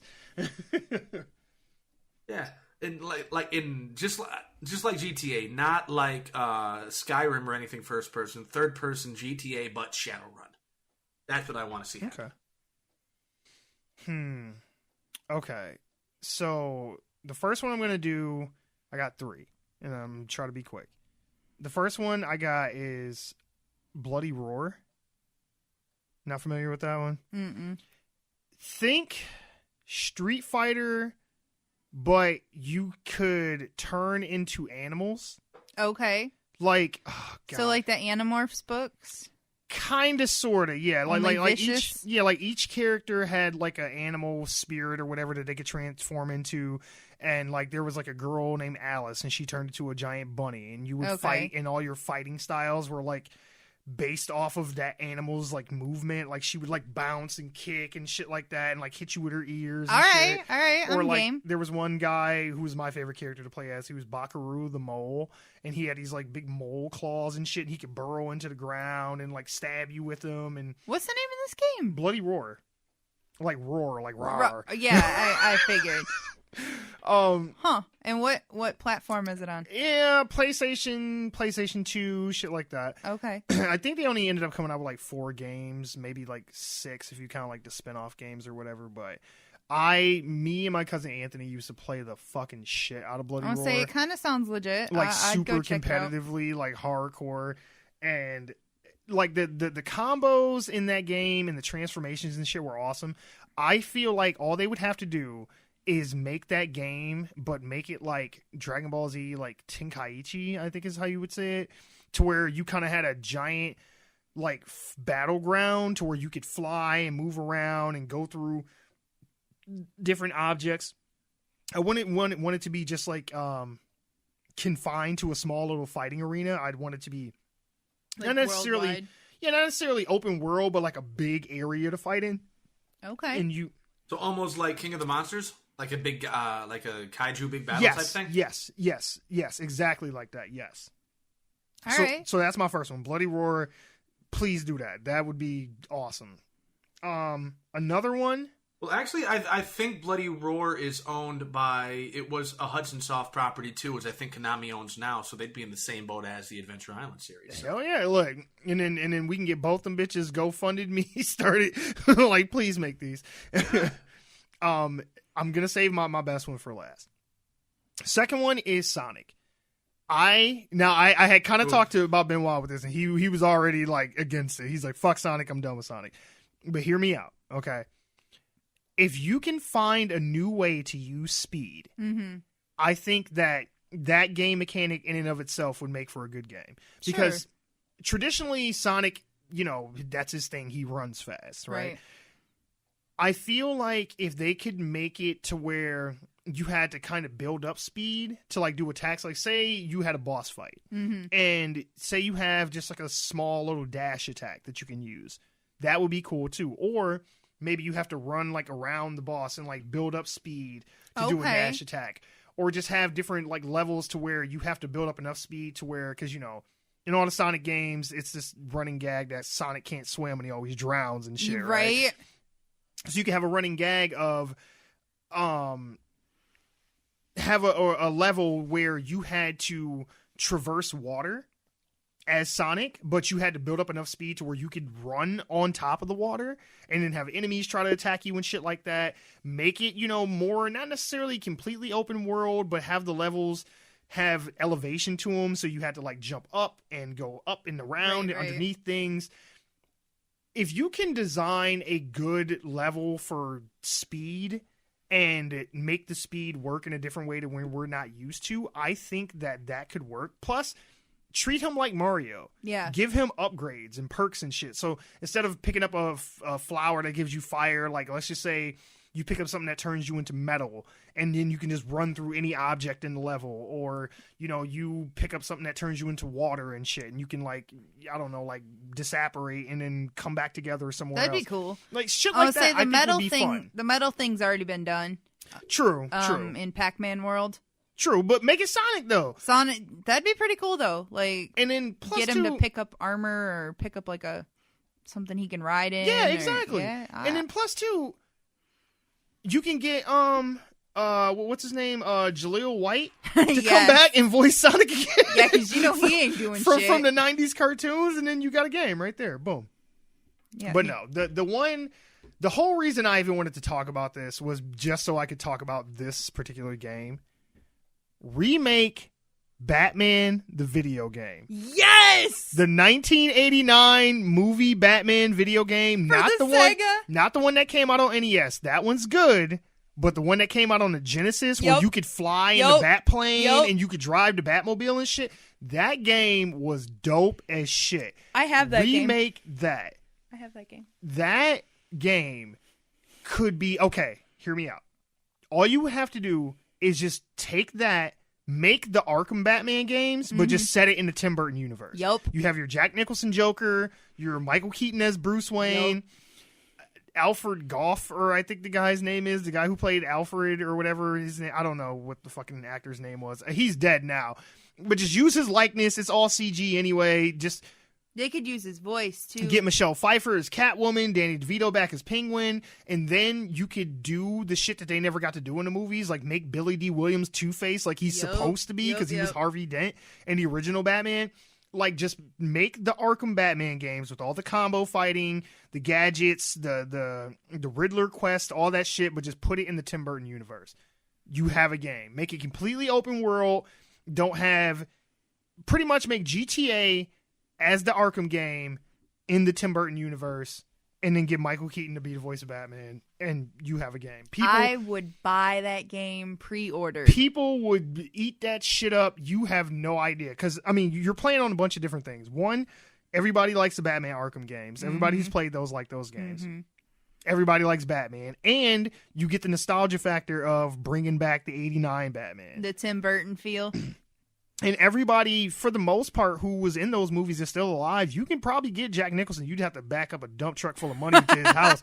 But you could probably get Nicholson to come back and voice the Joker again. Yep. You can get Keaton to do it. I know he'd do it. Shit, why not? Michelle Pfeiffer and shit like that. Like, you could do all that shit and just make that into like a series of games. You could have the original '89 movie, Batman Returns, and then start doing the sequels that never was because, Tim Burton and them left and didn't do the rest of them. But, yeah, do that. You have me sold. Yeah, make the '89 Batman the video game, do that. Which, by the way, you have to come over and show me how to get past the first level. Oh, God, I ain't played that game in so long. I'm going to have to relearn it, but yeah. I can't get past the...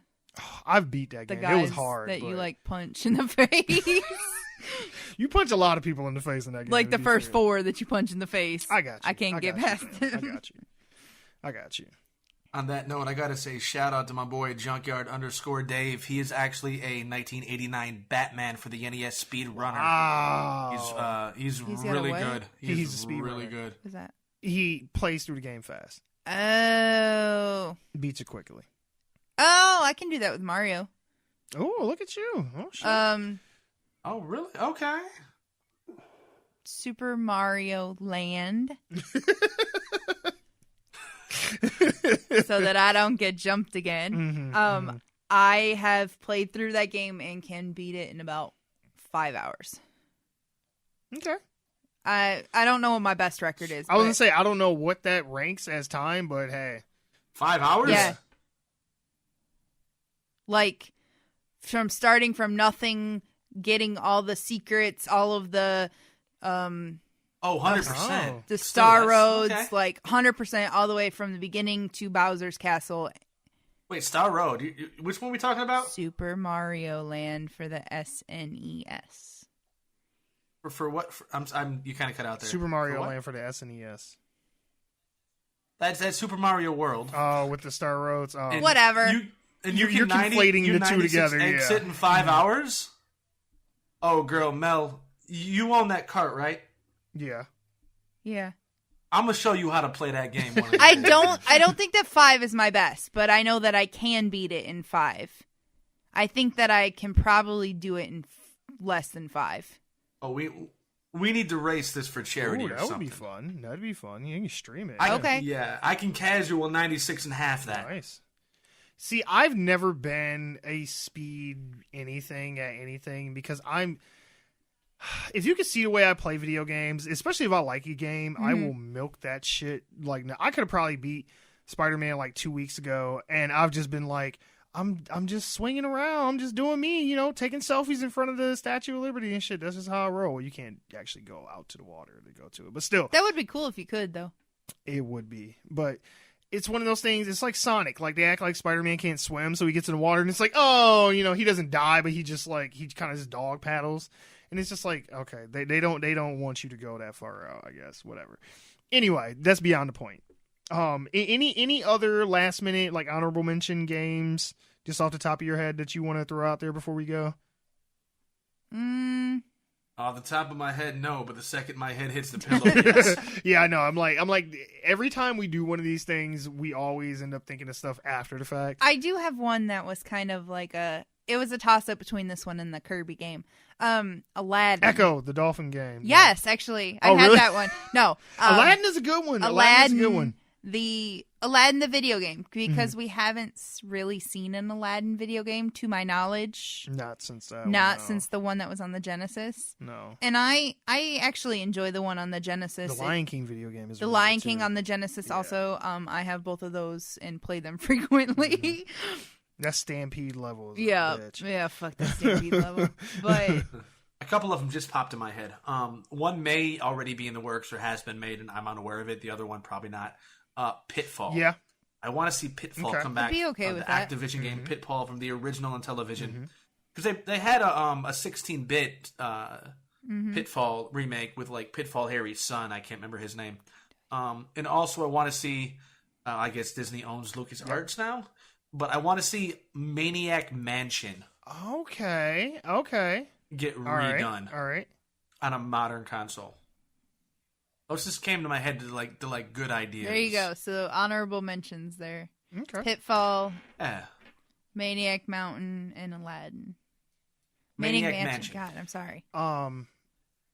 That was actually a really fun game where it was one of those games that initially it's on PC and it came out on the NES too. But the fun part about that game is you can actually screw yourself over to where you can't win.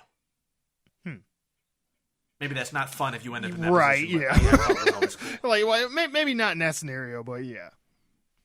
But all right, no, this was really fun. One of these days we'll do this again and we'll pick some different games and figure out like, yeah, maybe we can shoot it out to the listeners and be like, hey, like give us some ideas for what video game you'd like to see remade and why, and we'll talk about it.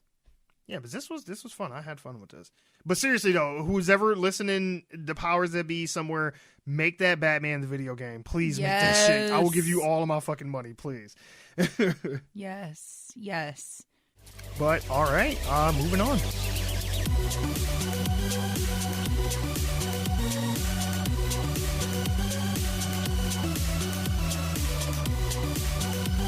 All right, kiddies, we are going to do a review of Daredevil Season 3. Why are you looking like that? Kitties. Meow. Yeah, pretty much. Yeah, I say kids on the show constantly. If you guys can't tell, I got a special guest here with me, my girlfriend Amber. She's going to join me to do this review. We finished Season 3 of Daredevil on Netflix about a week or two ago. About a week ago. Yeah. And so we wanted to give, our thoughts on it because we've followed all the MCU shows up until this point. The only things we haven't seen is the second season of Iron Fist. Yeah, not in a real rush to watch that. Yeah, well, the shit's canceled now. So it's like, well, hey, if we're going to watch it at all, we need to relatively soon before it's gone forever. Yeah. But we watched the first season of Daredevil, and we really enjoyed that. We went into the other series kind of like on a high, with Jessica Jones and Luke Cage and Iron Fist. The second season, so let's, before we get into Season 3, let's just talk about real quick how we felt about the first two seasons of Daredevil. We really liked the first one. Yeah, the first season was kind of like, I think everybody's favorites of all the Marvel Netflix shows is the first season of Daredevil because it kind of was like catching lightning in a bottle. Like it came out of nowhere, and it was a nice balance from the more, I don't want to say family friendly stuff in the MCU, but I mean it is a bit lighter. They did a lot of stuff that you probably wouldn't see in a Marvel movie. Yes, I would definitely agree with that. There's a lot, like, not more gory, but gory too, but bloody for sure. Bloody, and they do a lot of stuff that you don't really think they would do. Yeah, it's there's a lot of morally reprehensible stuff that they do on the show that you wouldn't probably get in an MCU movie, which was nice, which, you have this long form storytelling and you can sit down with these characters and actually go through a long story with them and kind of see like the characters evolve and change and, do things that, are morally maybe not the greatest, especially with Matt. Yeah. Matt kind of walks that fine line between good and evil. He's the devil of Hell's Kitchen, but he's like a devout Catholic and shit. So it's like he has, he's like living two worlds, like metaphorically and literally, with him being a vigilante and a lawyer. Well, they even talked about it this season. Yeah. How he struggles or straddles that line of being a lawyer and kind of breaking the laws with being Daredevil. Exactly. Which the first season, it was about trying to strike a balance between these two things and, his rivalry with Wilson Fisk, which the Kingpin is the driving force behind this show. And it really shows because once he's not really a big part of season 2, that's everybody's least favorite part. Now, Frank Castle coming in as a Punisher in season 2, he helped that season a lot. But once the storyline with Frank and then the little bit of Fisk that you do get that season is over, and then they focus fully on the Hand and Elektra and all that, that's when it kind of went downhill. I don't think anyone loved season 2. I mean, it's okay. I like the Frank parts. Oh, yeah. The first half of season 2 was really good. Then it kind of veers off into some shit where it's just like, it could have been good, but there was nobody in the whole Hand storyline that I was really like into as a villain. Like Elektra, I never really thought it was all that great of a villain. You know, she was a good foil for Matt, but I didn't think that she could carry a whole, you know, half a season, let alone when they go into the Defenders and she's like the main bad guy. And I'm just like, she couldn't carry Daredevil show. Why do you think she's going to carry this show? Exactly. But we really, really enjoyed the first season of Daredevil. Second season was not so much, but it wasn't terrible. But I think season 3 has gone back to the roots of season 1, like figuratively and literally. Figuratively in a way, like it's more grounded, and they've kind of taken all the fantastical stuff with like the undead ninjas and you know, magic and all that shit out, and now it's just about some street level thug shit, and I like that. I did like the fact that we brought back and for those that don't know, we're gonna spoil the whole season. I mean, it's been out. Spoilers. Yes, it's been out for quite a while at this point. So if you haven't seen it by now, just don't listen to this. Yeah, at all. we watched it a little late. Yeah. So I mean, you've had a good amount of time to have seen it at this point. If you were gonna watch it, it's on Netflix. I mean, come on. Anyway, this season he does not don the Daredevil costume at all. No, he never wears that. So it reminded me a lot of season 1 because he's back in a little black ninja. And you kept waiting the whole first season, like, when's he going to get a suit? When's he going to get a suit? And I did say he's going to get it like the last episode. And he does. But this one, I was like, so he's not going to wear it at all this year, huh? Okay. and that kind of bothered me. There's a reason for it, though. There's a story reason for it, sure. But he never... Because there's a point where he goes to the guy who makes the costume for him. Yeah. And he's working for Fisk, or Fisk is like framing him or whatever. And he's like, you know, trying to get him to help him catch Matt.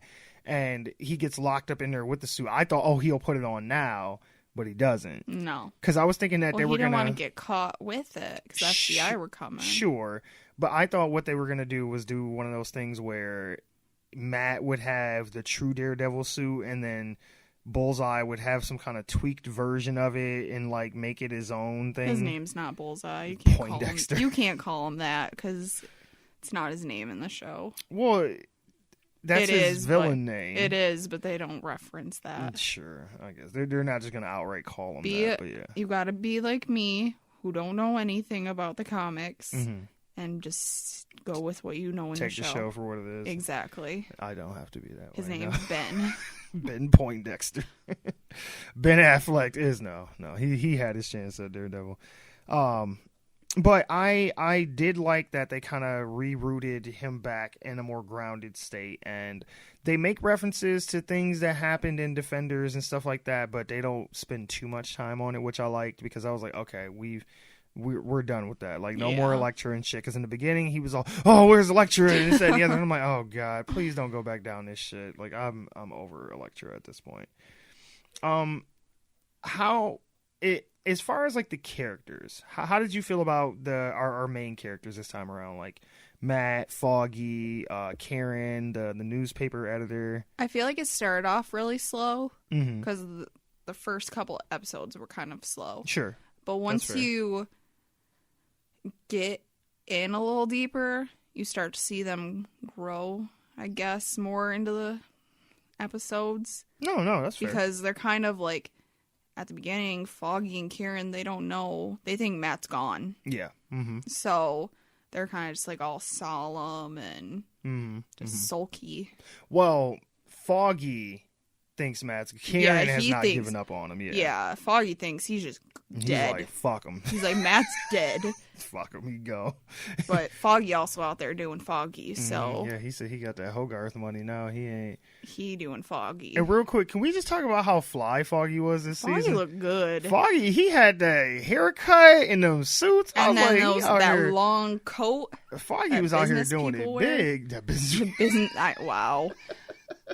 Yeah, you can tell we don't work in the office, but no, like the business people wear it. Yeah, he had over to protect his suit. Hell yeah, he had his his little, new little haircut and shit. He was out there looking fly. I was like, okay. He worked at the big time law firm, got his girlfriend. Got that Hogarth and Friends money now. Shit.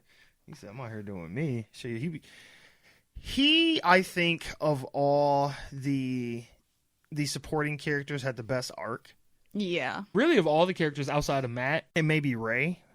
Well, Karen did a lot this season too. We're gonna talk about Karen, but I want I wanted to just in general, I think that almost even more so than Matt, I really enjoyed Foggy's character arc, because Foggy has never really had much to do in either of the seasons. He's always been there for like moral support and emotional support, but he's never... He's like Matt's puppy dog. Pretty much, and I always felt bad for him, because I'm like, he's that best friend supporting character, but he never really got agency to do anything. They always gave Karen shit to do, even in the first season. I mean, she kills Wesley, which was some bullshit. But anyway, Wesley was like my favorite character in season 1, and then when they killed him off, I didn't literally cry, but I was mad to the motherfucker. I was they mad. They killed Wesley. I loved Wesley. I was like, man, y'all could have killed Karen, and I wouldn't even been bothered by it. But no, they've always given Karen something to do. They've always made it a point to give her something to do. Foggy, he was always the character that I was like, they need to give him more. And they've been building to it, and they finally, I think, hit a good stride with him this year.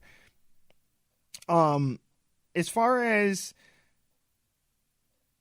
Matt's story goes, I really liked that we got to delve more into his past and his struggling with his faith. I liked all that stuff, and about him kind of giving up, his belief, and not that he doesn't believe in God anymore. He's struggling. Right. Like he didn't become an atheist. It's just that he's given up on believing that God, helps people and does good things and stuff like that. And he's lost faith pretty much. And you see him struggling with that, and Father, is it Latham? Or Latham? Leighton. Yeah, Father Leighton, yeah. I always thought he said Latham, but whatever. The priest that he talks to in all the seasons, he's really trying to help Matt get back on his feet and come back to God and get back into church and stuff, and Matt's not really trying to hear none of it. And I liked all that stuff. I like the stuff with the nun that you find out later is Matt's mother. Yeah. And just how she was kind of giving him that tough love shit, you know what I mean? Sister Maggie, yeah. And because I have never really read a lot of Daredevil comics, so there's a lot of stuff that I'm kind of passingly familiar with his storyline, but not 100% like know his lore to where I knew like, oh, okay, this is because I know that a lot of this season was kind of based on the Born Again storyline in the comics, but I don't know a whole lot about that. Besides, I just know that Fisk is just doing his damnedest to just destroy Daredevil and Matt's life. Yeah. But I did like to see him kind of fall away from the church and go give into his more darker urges and shit like that. I mean, he does a lot of reprehensible shit throughout this season where it's just like, okay, like I see, like, I mean, from him stealing Foggy's his wallet ID, yeah, he stole his wallet because Matt went to go see Foggy to get his help. Yeah, well, yeah, to let him know that he was alive, but he was really just there to steal his wallet. And he gave him a hug and stole his wallet and his bar card. Yep, yeah, so he could sneak into prison and impersonate Foggy so he could talk to this prisoner. Because other than most people think that Daredevil was dead, I was always confused though. Like, was it supposed to be that people thought Matt was dead too? I don't know. I didn't really get to how that was working out. But besides that, yeah, he does a lot of shady shit throughout this season, and I like that, to see him struggle with that. I liked his mother's character. I thought she was a good addition to the show. I still love the relationship he has with the priest. Had with the priest. Yeah, because unfortunately he does get killed towards the later part of the season. Karen, though. Okay, Karen I had issues with. All the characters I felt like they served a purpose this time, especially Foggy, but just fuck Karen. Like, Karen, ever since season 1, they've been alluding to her past and like how she was troubled and she was on drugs and this, that, and the other. And in this one, you know, they finally reveal what her issue was, and they basically gave her her own episode. Yeah, I was really frustrated that episode because I'm just like, what is happening right now? I liked it. It was fine, but I felt like it could have been condensed. I don't feel like we needed to spend almost an entire episode fleshing out Karen Page's backstory. It went a little long. Yeah, that could have been like the first 10 minutes or so, and then we could have moved on for the rest of the episodes are about an hour long. Yeah. And we spent the better part of that hour on her flashbacks. Like 35 minutes, I believe. Yeah, and I'm like, guys, come on, man. Like, let's get this shit wrapped up. Like, what are we doing here? I've always had issues with Karen's character because she always kind of does dumb shit throughout the show. She doesn't think. Yeah, and she never really gets called on it. She's always like, oh, well, at least I was trying to this, that, and the other. It's like, yeah, but you doing some silly shit. But she does get reprimanded this season. True, and I do like how Foggy called her on it, you know, and Matt does as well. Not so much Matt, though, because he kind of like, oh, I understand. Well, she got fired, too. Sure, he's doing some stupid shit, too, so he's more understanding, but Foggy calls her out when she goes to Fisk and is trying to, like, goad him into, like, attacking her, and he's like, what the fuck are you doing? Like antagonizing him. Yeah, it's like, what did you think you were going to achieve? She's like, well, I wanted to get him to attack me. And it's like, and what if the FBI agents didn't get here in time? Exactly. Now, at that point, they don't know that Fisk is pretty much running the whole FBI at that point. But I'm like, they probably would have just let him kill you right there and nothing would have came of this shit anyway. You on camera or not. They're like, she was never here. Yeah, it's like, who? Karen what? I don't know. That was weird. Like, she said she was coming to this hotel? I don't know. We don't know about no hit on her. Right. But I didn't like Karen throughout the other seasons, and in this one, when they finally do give her backstory about how she was on drugs and kind of like dropping out of college and she was troubled, and then her brother gets killed in a car accident that's caused by her, which it was kind of his fault as much as it was hers. It was both their faults. Because, okay, so she's like dating this drug dealer, and her brother wants her to go back to college, and she doesn't want to go back, and she runs off and shit, you know, with the drug dealer boyfriend. And so her brother is like, oh, in order to get you to not be with him no more and go to school, I'm going to go to his trailer and burn it down. Yep. And then the drug dealer boyfriend beats the shit out of him with a tire iron. And granted, she was already pretty messed up at this point. They have been getting high as shit. Yeah. And doing a bunch of drugs. And it was a bad situation. Yes.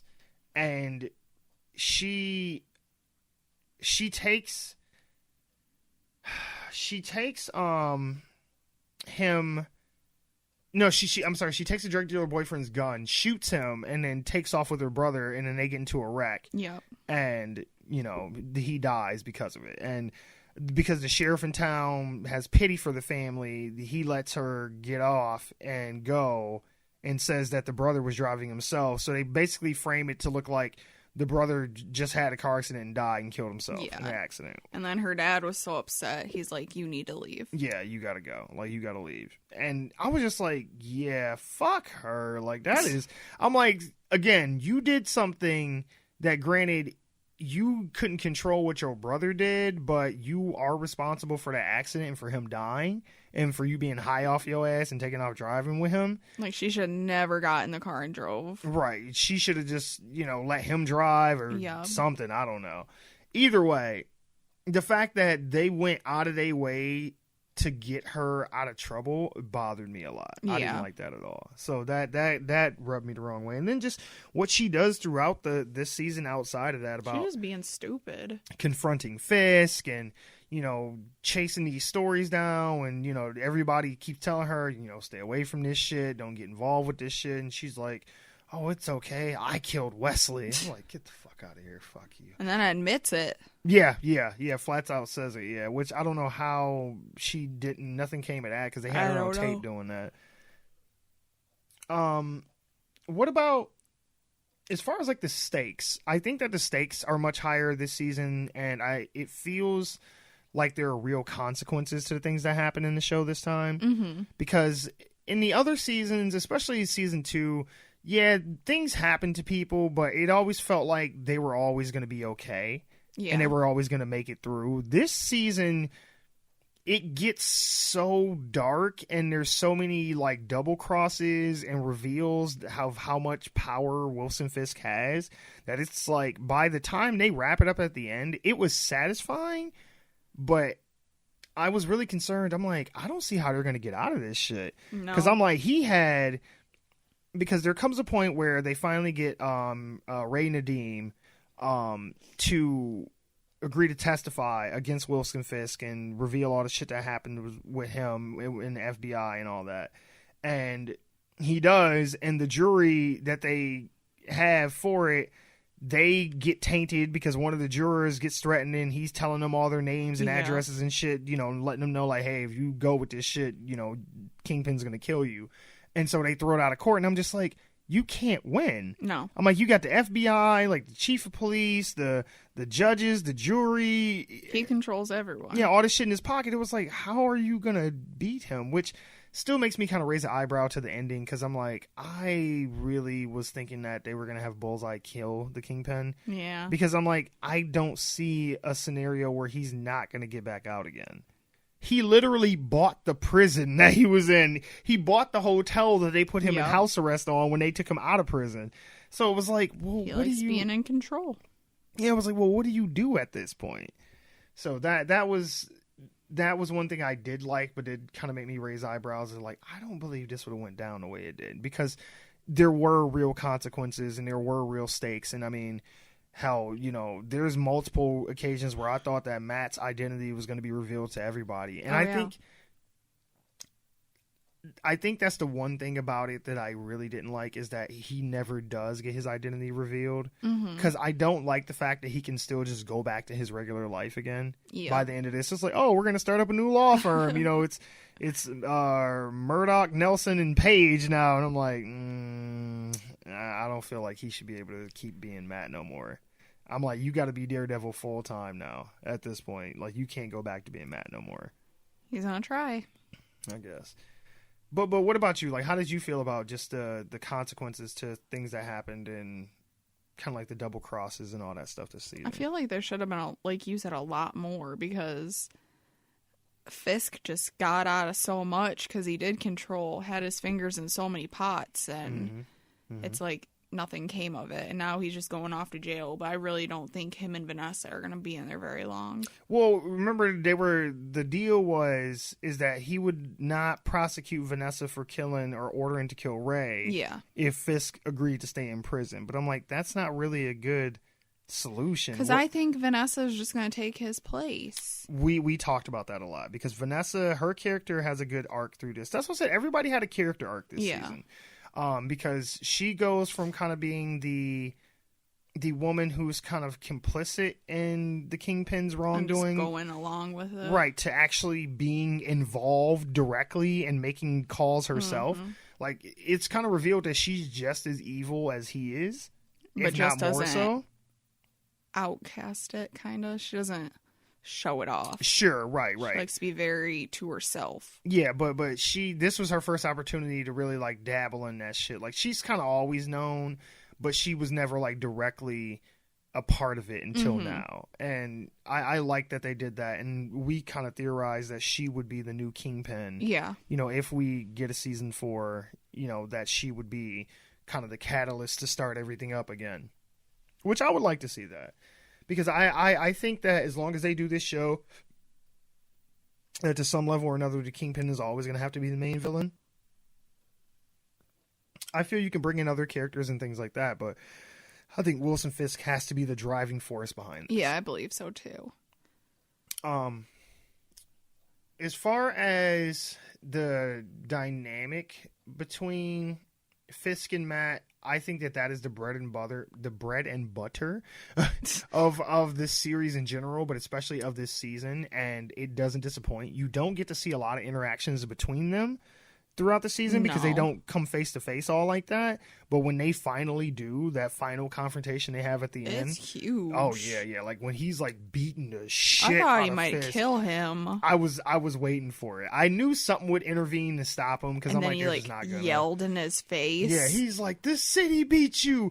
I beat you." I was like, "Wow!" Like, and it kind of reminded me of all those times that Fisk told Ben to like just yell and scream. Yeah. And then Matt just screaming in his face.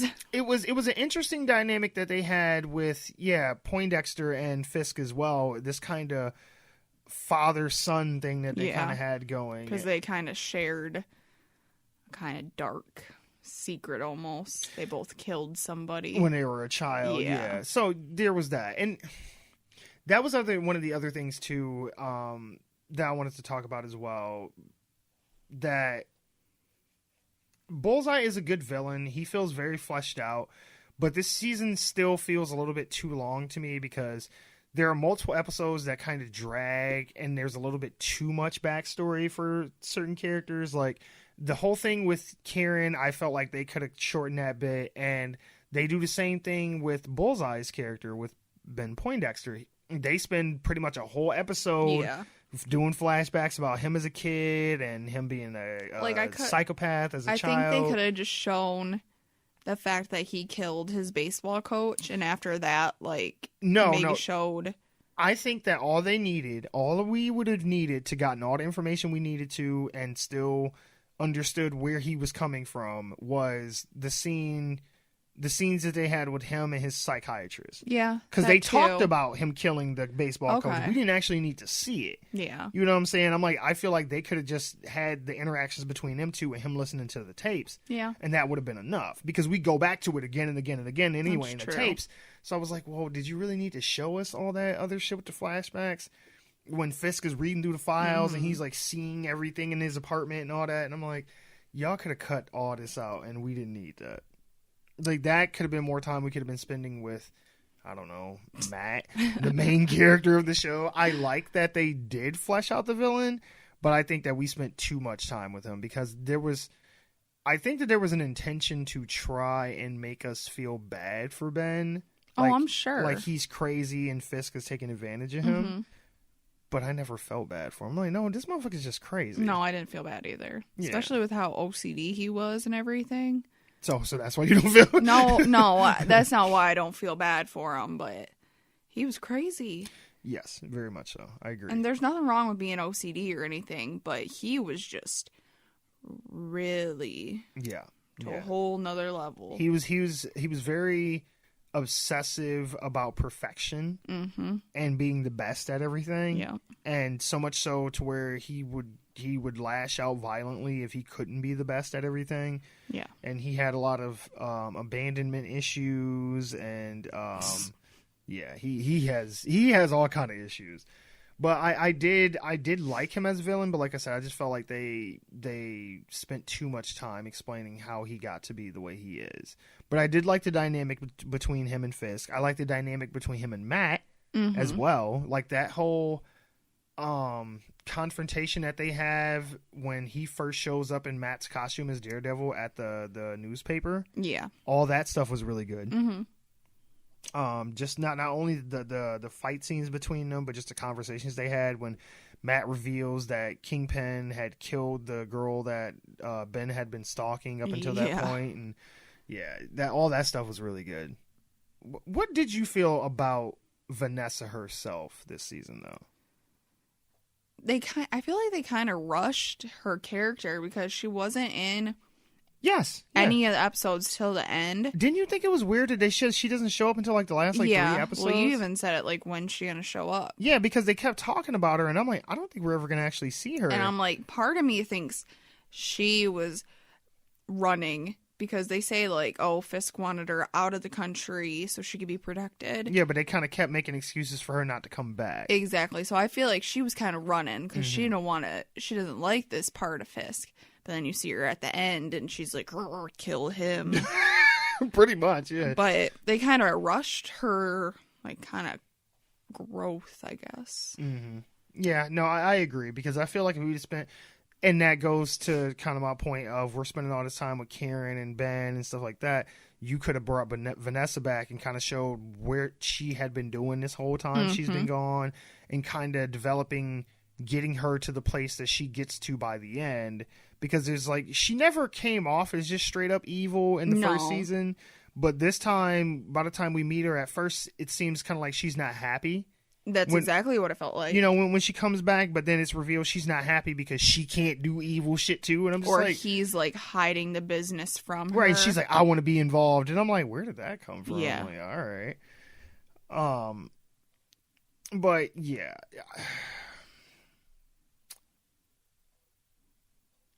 As far as, I don't know, like, all the story stuff I really enjoyed. The fight scenes I did like this season. I think that they were more brutal. I like the hallway fight. I was about to say that. There's always a hallway fight. We gotta have a hallway fight. But see, that's what's so funny, though, is because that's kind of bled into all the shows except for Jessica Jones is the only one that hasn't. There's always a hallway fight. There's one in Luke Cage. There's one in Iron Fist. So and the Defenders. Yeah. Jessica Jones is the only show that hasn't had one. So and she doesn't really have a whole lot of action in her show anyway. I'm too drunk to be doing this fighting and shit. She's like, I'll fall. Right. I did feel like the fight choreography was really good this season. The fights felt a little bit sloppier. Like they weren't as like Matt was like dead. Clean. Yeah, but they were a lot more brutal though. He was like dead throughout the whole season. You said he just continued to bleed. I said that like a few episodes in. I was like, I feel like he's just perpetually bleeding. Just every episode, every time you see Matt, he is bleeding from some part of his body. Just every time he's on camera, because after he gets recovered from the explosion from the Defenders, you know, his hearing's all fucked up, so his senses, like his like powers aren't working correctly, and then he tries to use, what is that thing that you said? The thing you put in your nose? Oh, the neti pot. Yeah, he uses a neti pot, and he coughs out so much blood and shit. I was like, oh fuck. And there's just multiple times where he's just dripping head to toe with just blood. Like, he never fully recovers. No, after that prison fight, he was just all fucked I'm shocked he made it out of the prison. Yes. And then they immediately drive him off a cliff into the water and try to kill him that way. Yeah. I was like, Jesus, man, he Poor just Matt. can't catch a break. But I liked that, though. I liked how they were stacking all the odds up against him and making it difficult for him to succeed. That's why I cared so much about what happened with him, because he had so much shit to get past. And I was like, I don't see how you can win. I'm like, you know, in any other instance, I was like, I could always see how you could get through this and make it work. But this time I was just like, I don't see a good ending for this for nobody. All in all, I felt like the finale felt right, and it was a satisfying conclusion. I enjoyed how it ended, but I didn't quite buy that this is gonna stick. Yeah, you know, that's my one thing. I'm just like, I just don't see Fisk not getting back out again. Like if they don't cancel Daredevil, which I hope they don't, if we get a season 4. Because I'm like, what are they gonna do? Just cancel all the Netflix Marvel shows? There was only 2 left, Jones and Daredevil. They canceled Luke Cage? Yeah. Oh. Yeah, they canceled Luke Cage and Iron Fist. They canceled Iron Fist, and a week later they canceled Luke Cage. They announced the cancellation of Luke Cage the day that Daredevil premiered. Well, shoot. Yeah, so Is which Punisher we loved still going strong? Yes. Okay, I forgot about that one. I Punisher, like that one. which I like him. Punisher, Daredevil, and Jessica Jones are the only shows that we still know are keeping going right now. But Luke Cage and Iron Fist, go done. Probably not the Defenders. Oh hell no, they're not. They're definitely not going back to that shit. People didn't like that when it came out, so they didn't even try to get it. I didn't really like it. It could have been.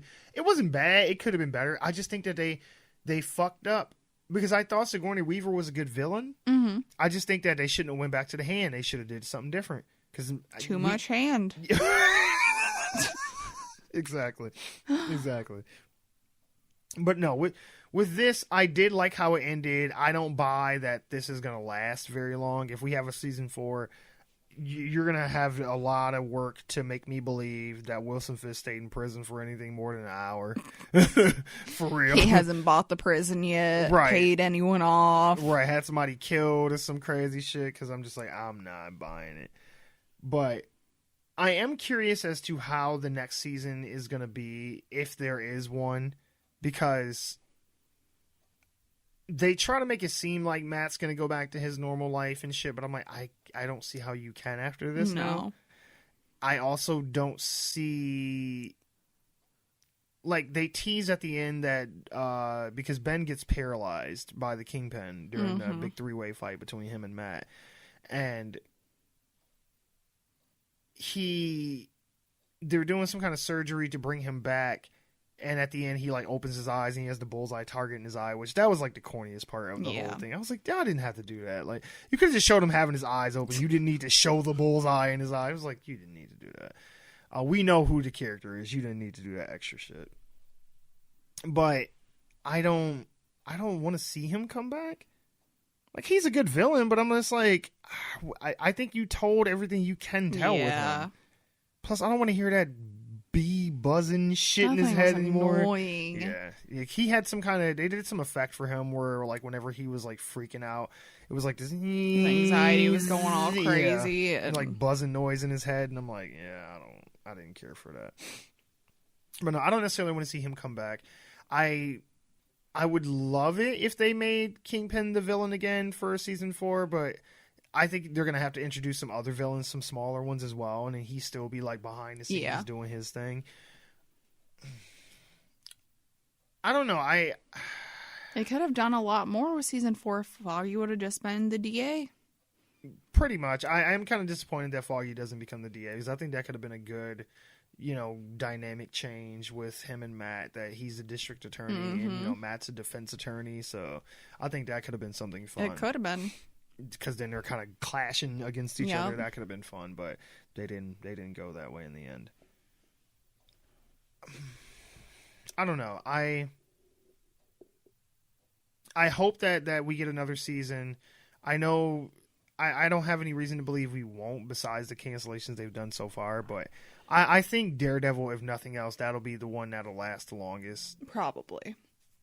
But I am just curious as to what story they're going to decide to tell this time around, and what they're going to do with Matt, and how are they going to make us feel like there's something at stake now. Because like I said, they went so hard this season. I'm like, I don't know how you going to top that. Like, it'll be hard. But I mean, I've always liked how the guy who plays Matt comes across as a character. He's always endearing, and I always like him, and I always want to see him win. Even when he's doing some shady shit, I'm always like, man, he gonna get it together. He gonna get back on the track. I just know it. As far as our rating system goes, what would you say? Where would you place Daredevil? First, okay, what would you rate the first season of Daredevil? Probably really fucking liked it. Okay. Season 2? I really didn't like it. Okay. Now, you just didn't like it? Yeah, or I didn't like it. Really fucking... It wasn't the worst thing on the planet. Okay. Well, I guess hated it or really fucking hated it? Or meh? It was like a meh. Okay. Somewhere between meh and hated it? Yeah. Okay. That's fair.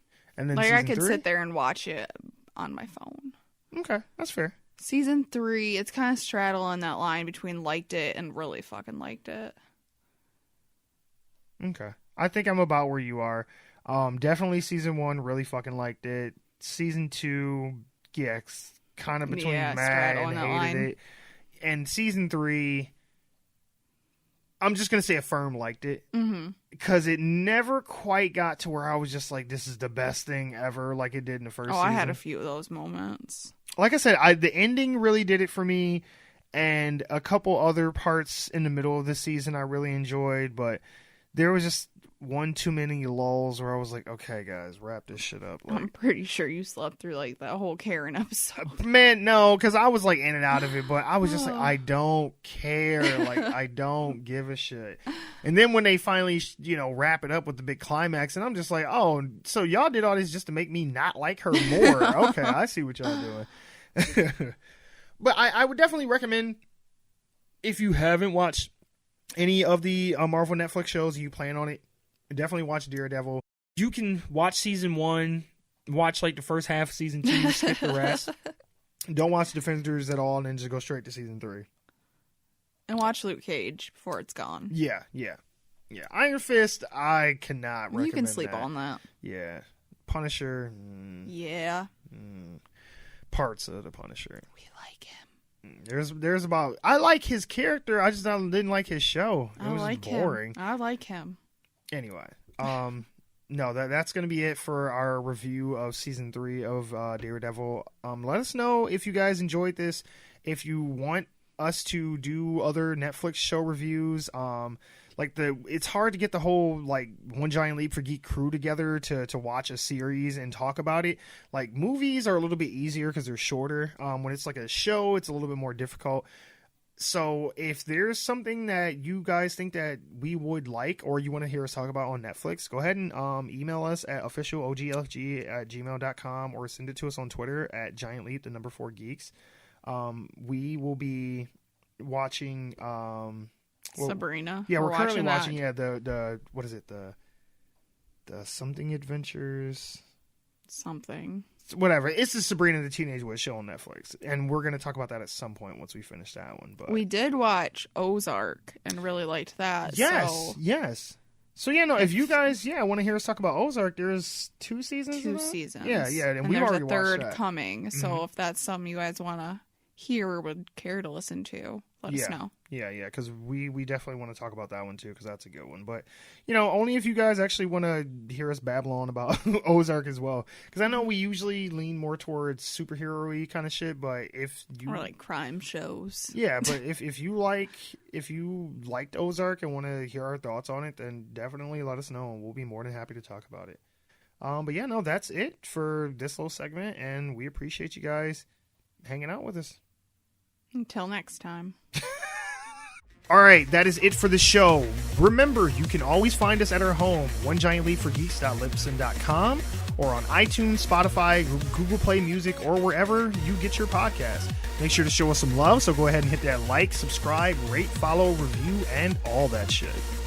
And if you have any comments, criticisms, questions, or you just want to say hi, you can always email us at officialoglfg@gmail.com. You can also find us on Twitter at GiantLeap4Geeks. We're on Facebook, Reddit, Pinterest, Instagram. All you have to do is search for One Giant Leap for Geeks. All right, you guys have a good night. Bye.